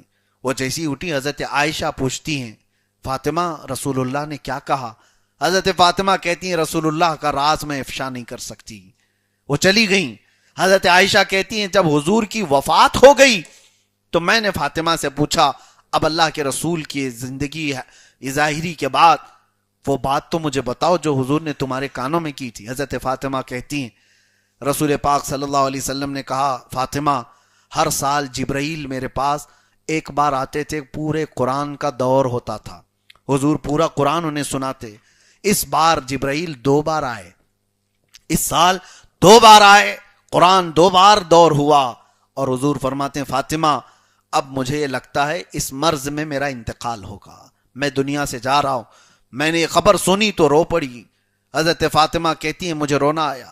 اس کے بعد رسول اللہ صلی اللہ علیہ وسلم نے مجھے قریب کیا اور کہا فاطمہ غم نہ کر، کیا میں تجھے ایک اچھی خبر دوں؟ حضرت فاطمہ کہتی ہیں کیا ہے؟ حضور اکرم صلی اللہ علیہ وسلم فرماتے ہیں میرے گھر والوں میں سے، میری ازواج مطہرات، میرے چاہنے والے، ان سب میں سب سے پہلے مجھ سے اگر کوئی آ کر کے ملے گا تو وہ فاطمہ تم ہوگی سب سے پہلے. اور ہوا یہی. نبی کریم صلی اللہ تعالی علیہ وسلم کی وفات کے صرف 6 مہینے کے بعد حضرت فاطمہ زہرا کا بھی انتقال ہو گیا. اور ان 6 مہینوں میں کبھی حضرت فاطمہ کو کسی نے ہنستے ہوئے نہیں دیکھا، کسی نے مسکراتے ہوئے نہیں دیکھا. رسول کریم صلی اللہ تعالی علیہ وسلم کی ایک بات ایک صحابی رسول بیان کرتے ہیں، حضرت عبداللہ ابن عباس کہتے ہیں جب رسول اللہ سفر میں جاتے تھے تو سب سے اخیر میں جس سے مل کر کے جاتے تھے وہ حضرت فاطمہ تھی. سب سے ملاقات ہوتی آخری میں جس سے ملتے تھے وہ حضرت فاطمہ ہوتی. اور حضرت فاطمہ سے مل کر کے حضور سفر میں جاتے اور سفر سے آنے کے بعد سب سے پہلے حضرت فاطمہ سے ملتے تھے. یہ حضور کا معمول تھا نبی کریم صلی اللہ علیہ وسلم کا. اور یہی حضور ان کو کہہ کر کے بھی گئے کہ فاطمہ آخری اب تم سے ملاقات کر کے جا رہا ہوں. حضرت فاطمہ سے ملنے کے بعد حضور پھر کسی سے نہیں ملے، کسی سے نہیں ملے. اور حضور کی وفات ہو گئی اسی دن. اور حضور نے یہ بشارت بھی دے دی کہ میرے پاس میرے جانے کے بعد سب سے پہلے کوئی آئے گا تو فاطمہ تم ہوگی. 6 مہینے کے بعد حضرت فاطمہ رضی اللہ تعالیٰ عنہ کا انتقال ہوا. وہ 6 مہینے تک بھی بیماری رہی. بیماری کس بات کی تھی؟ وہ غم تھا رسول اللہ کے جانے کا، وہ جدائی کا. نبی پاک صلی اللہ علیہ وسلم کی جدائی وہ برداشت نہ کر سکی، مسلسل بیمار رہتی، مسلسل بیمار رہتی. حضرت ام سلمہ رضی اللہ تعالیٰ عنہ حضور کی جو زوجہ ہیں وہ حضرت فاطمہ کی کفالت کرنے والی ماں بھی تھیں، ام المومنین ہیں اور حضرت فاطمہ کی ماں بھی ہیں. انہوں نے بچپن میں بھی ان کی کفالت کی، تربیت کی. ام سلمہ وہ کہتی ہیں جب فاطمہ بیمار ہوئی تو ان کی تیمارداری کے لیے میں ان کے گھر میں رہتی تھی اکثر. اور حضرت علی جب آتے تھے تو دیکھتے بخار کی شدت سے حضرت فاطمہ بستر پر رہتی، اور ایک دن آیا، ام سلمہ رضی اللہ تعالیٰ عنہ کہتی ہیں فاطمہ نے مجھ سے کہا اماں میرے لیے پانی کا انتظام کرے، میں غسل کرنا چاہتی ہوں۔ تو حضرت فاطمہ کے لیے غسل کا انتظام کیا۔ ام سلمہ کہتی ہیں فاطمہ نے اتنا بہترین غسل کیا، سب سے بہترین غسل کیا، اس کے بعد اپنے بچوں کو کھلایا پلایا، کپڑے پہنائے، اور اس کے بعد بستر بچھایا، اور ان کے لیے میں بستر بچھا کر دیتی ہوں تو اپنے پہلو کے بل لیٹ جاتی ہیں اور اپنا ہاتھ اپنے کانوں کے نیچے رکھتی ہیں۔ ام سلمہ سے کہتی ہیں ام المومنین یا اماں، اے میری ماں، اب اس کے بعد بستر سے مجھے نہ اٹھائیں، اور میں پوری پاک ہو چکی ہوں، اب مجھے کوئی چھوئے نہ، میں پوری پاک ہو چکی ہوں، اب میں اللہ کریم کی بارگاہ میں جا رہی ہوں۔ حضرت ام سلمہ کہتی ہیں بھلا اس طرح سے بھی کوئی دنیا سے جاتا ہے؟ تھوڑی دیر حضرت ام سلمہ کھڑی تھیں کہ دیکھا حضرت فاطمہ زہرا رضی اللہ تعالیٰ عنہا کی روح پاک نکل گئی، اللہ تعالیٰ کی بارگاہ میں وہ پہنچ گئیں۔ حضرت ام سلمہ کہتی ہیں ایسی موت میں نے کسی کی نہیں دیکھی کہ جو خود سے غسل کرے، خود سے سب تیاری کرے، خود سے اپنا بچھونا بچھائے اور اس پر سو جائے، اور پھر کہے اپنی ماں سے کہ اب مجھے چھوڑ کر کے الگ ہو جائیں، اب مجھے کوئی نہ چھوئے، میں پوری پاک ہو چکی ہوں۔ اور جانتے ہو آپ کا لقب جو زہرا تھا اسی وجہ سے تھا۔ زندگی میں کبھی کسی کو عورتوں کے معاملات جو ہیں ایام آتے ہیں ان کے ہر مہینے ناپاکی کے، حیض و نفاس کے، اور اللہ نے حضرت فاطمہ کو حیض و نفاس سے پاک رکھا تھا، اسی لیے زہرا کہا گیا آپ کو۔ زہرا وہ سب سے پاکیزہ خاتون تھیں، اور دنیا سے جب رخصت ہوئیں تو خود پاک و صاف ہو کر کے گئیں، اور اس کے وقت آخری وصیت ام سلمہ رضی اللہ تعالیٰ عنہا کی موجودگی میں حضرت فاطمہ کی یہ تھی کہ میں انتقال کر جاؤں تو علی آئیں گے تو ان کے پاس میرا اتنا پیغام دے دیں کہ میرے جنازے کو رات کے وقت لے جائیں تاکہ لوگ میرے جنازے کو نہ دیکھیں، لوگوں کے درمیان میرا جنازہ عام نہ ہو جائے، آشکار نہ ہو جائے۔ حضرت فاطمہ زہرا رضی اللہ تعالیٰ عنہ کے جنازے میں بہت مختصر لوگ شریک ہوئے تھے، قلیل صحابہ تھے، حضرت علی تھے، اور اس کے بعد جنت البقیع میں رسول اللہ صلی اللہ علیہ وسلم کے قریب میں حضرت فاطمہ ہمیشہ کے لیے دفن ہو گئی، اور تقریباً 1344 تک، 1300 یہ 1448، آج سے 100 سال پہلے کی بات کر رہا ہوں، 1344 ہجری تک سیدہ کائنات فاطمہ الزہرا رضی اللہ تعالیٰ عنہا کی اس قبر مبارکہ کے آس پاس بہترین گنبد تھا، مزار مبارک بھی تھی۔ ان ظالم سعودیوں نے اس کو بلڈوزر سے تباہ کیا۔ اب تو اس قبر انور کے قریب بھی کھڑے ہونے نہیں دیا جاتا، اور اگر کوئی نشان لگا کر کے بتائے کہ یہ فاطمہ زہرا کی قبر ہے تو اس کو مار دیا جائے، اس کو روک دیا جاتا ہے، اور کہا جاتا ہے نہیں یہ کسی کو نہیں پتا ہے، ناموں کو بھی مٹا دیا، سب کو مٹا دیا۔ دیکھنا جنہوں نے ان چیزوں کو مٹایا وہ خود زمانے سے مٹ جائیں گے، ان کی تاریخیں ختم ہو جائیں گی۔ ظلم و جبروت کبھی زیادہ دیر تک نہیں رہتا، لیکن میرے عزیزو سیدہ کائنات کی یہ زندگی کی مختصر جھلکیاں میں آپ کے سامنے رکھا، اس میں بے شمار عورتوں کے لیے بہت سارے نمونے حیات ہیں، بہت سارے آئیڈیل ہیں، اور ہم مردوں کے لیے بھی کہ ان کی زندگی کتنی پاکیزہ تھی، بیٹی کا باپ سے تعلق کیسے، بیوی کا شوہر سے تعلق کیسے، ماں سے اپنی بیٹی کے تعلقات کیسے، یہ سب ایک زندگی میں سموئے ہوئے ہیں۔ اخیر میں پھر میں اس بارگاہ ناز میں اتنا ہی کہوں گا جو بریلی کے امام نے ہمیں سکھایا ہے، سیدہ طیبہ، سیدہ ظاہرہ طیبہ طاہرہ، سیدہ ظاہرہ طیبہ طاہرہ، جان احمد کی راحت پہ لاکھوں سلام، جس کی آنچل کو نہ دیکھا ماہ و مہر نے، اس کی ردائے نزہت پہ لاکھوں سلام۔ وآخر دعوانا ان الحمدللہ رب العالمین۔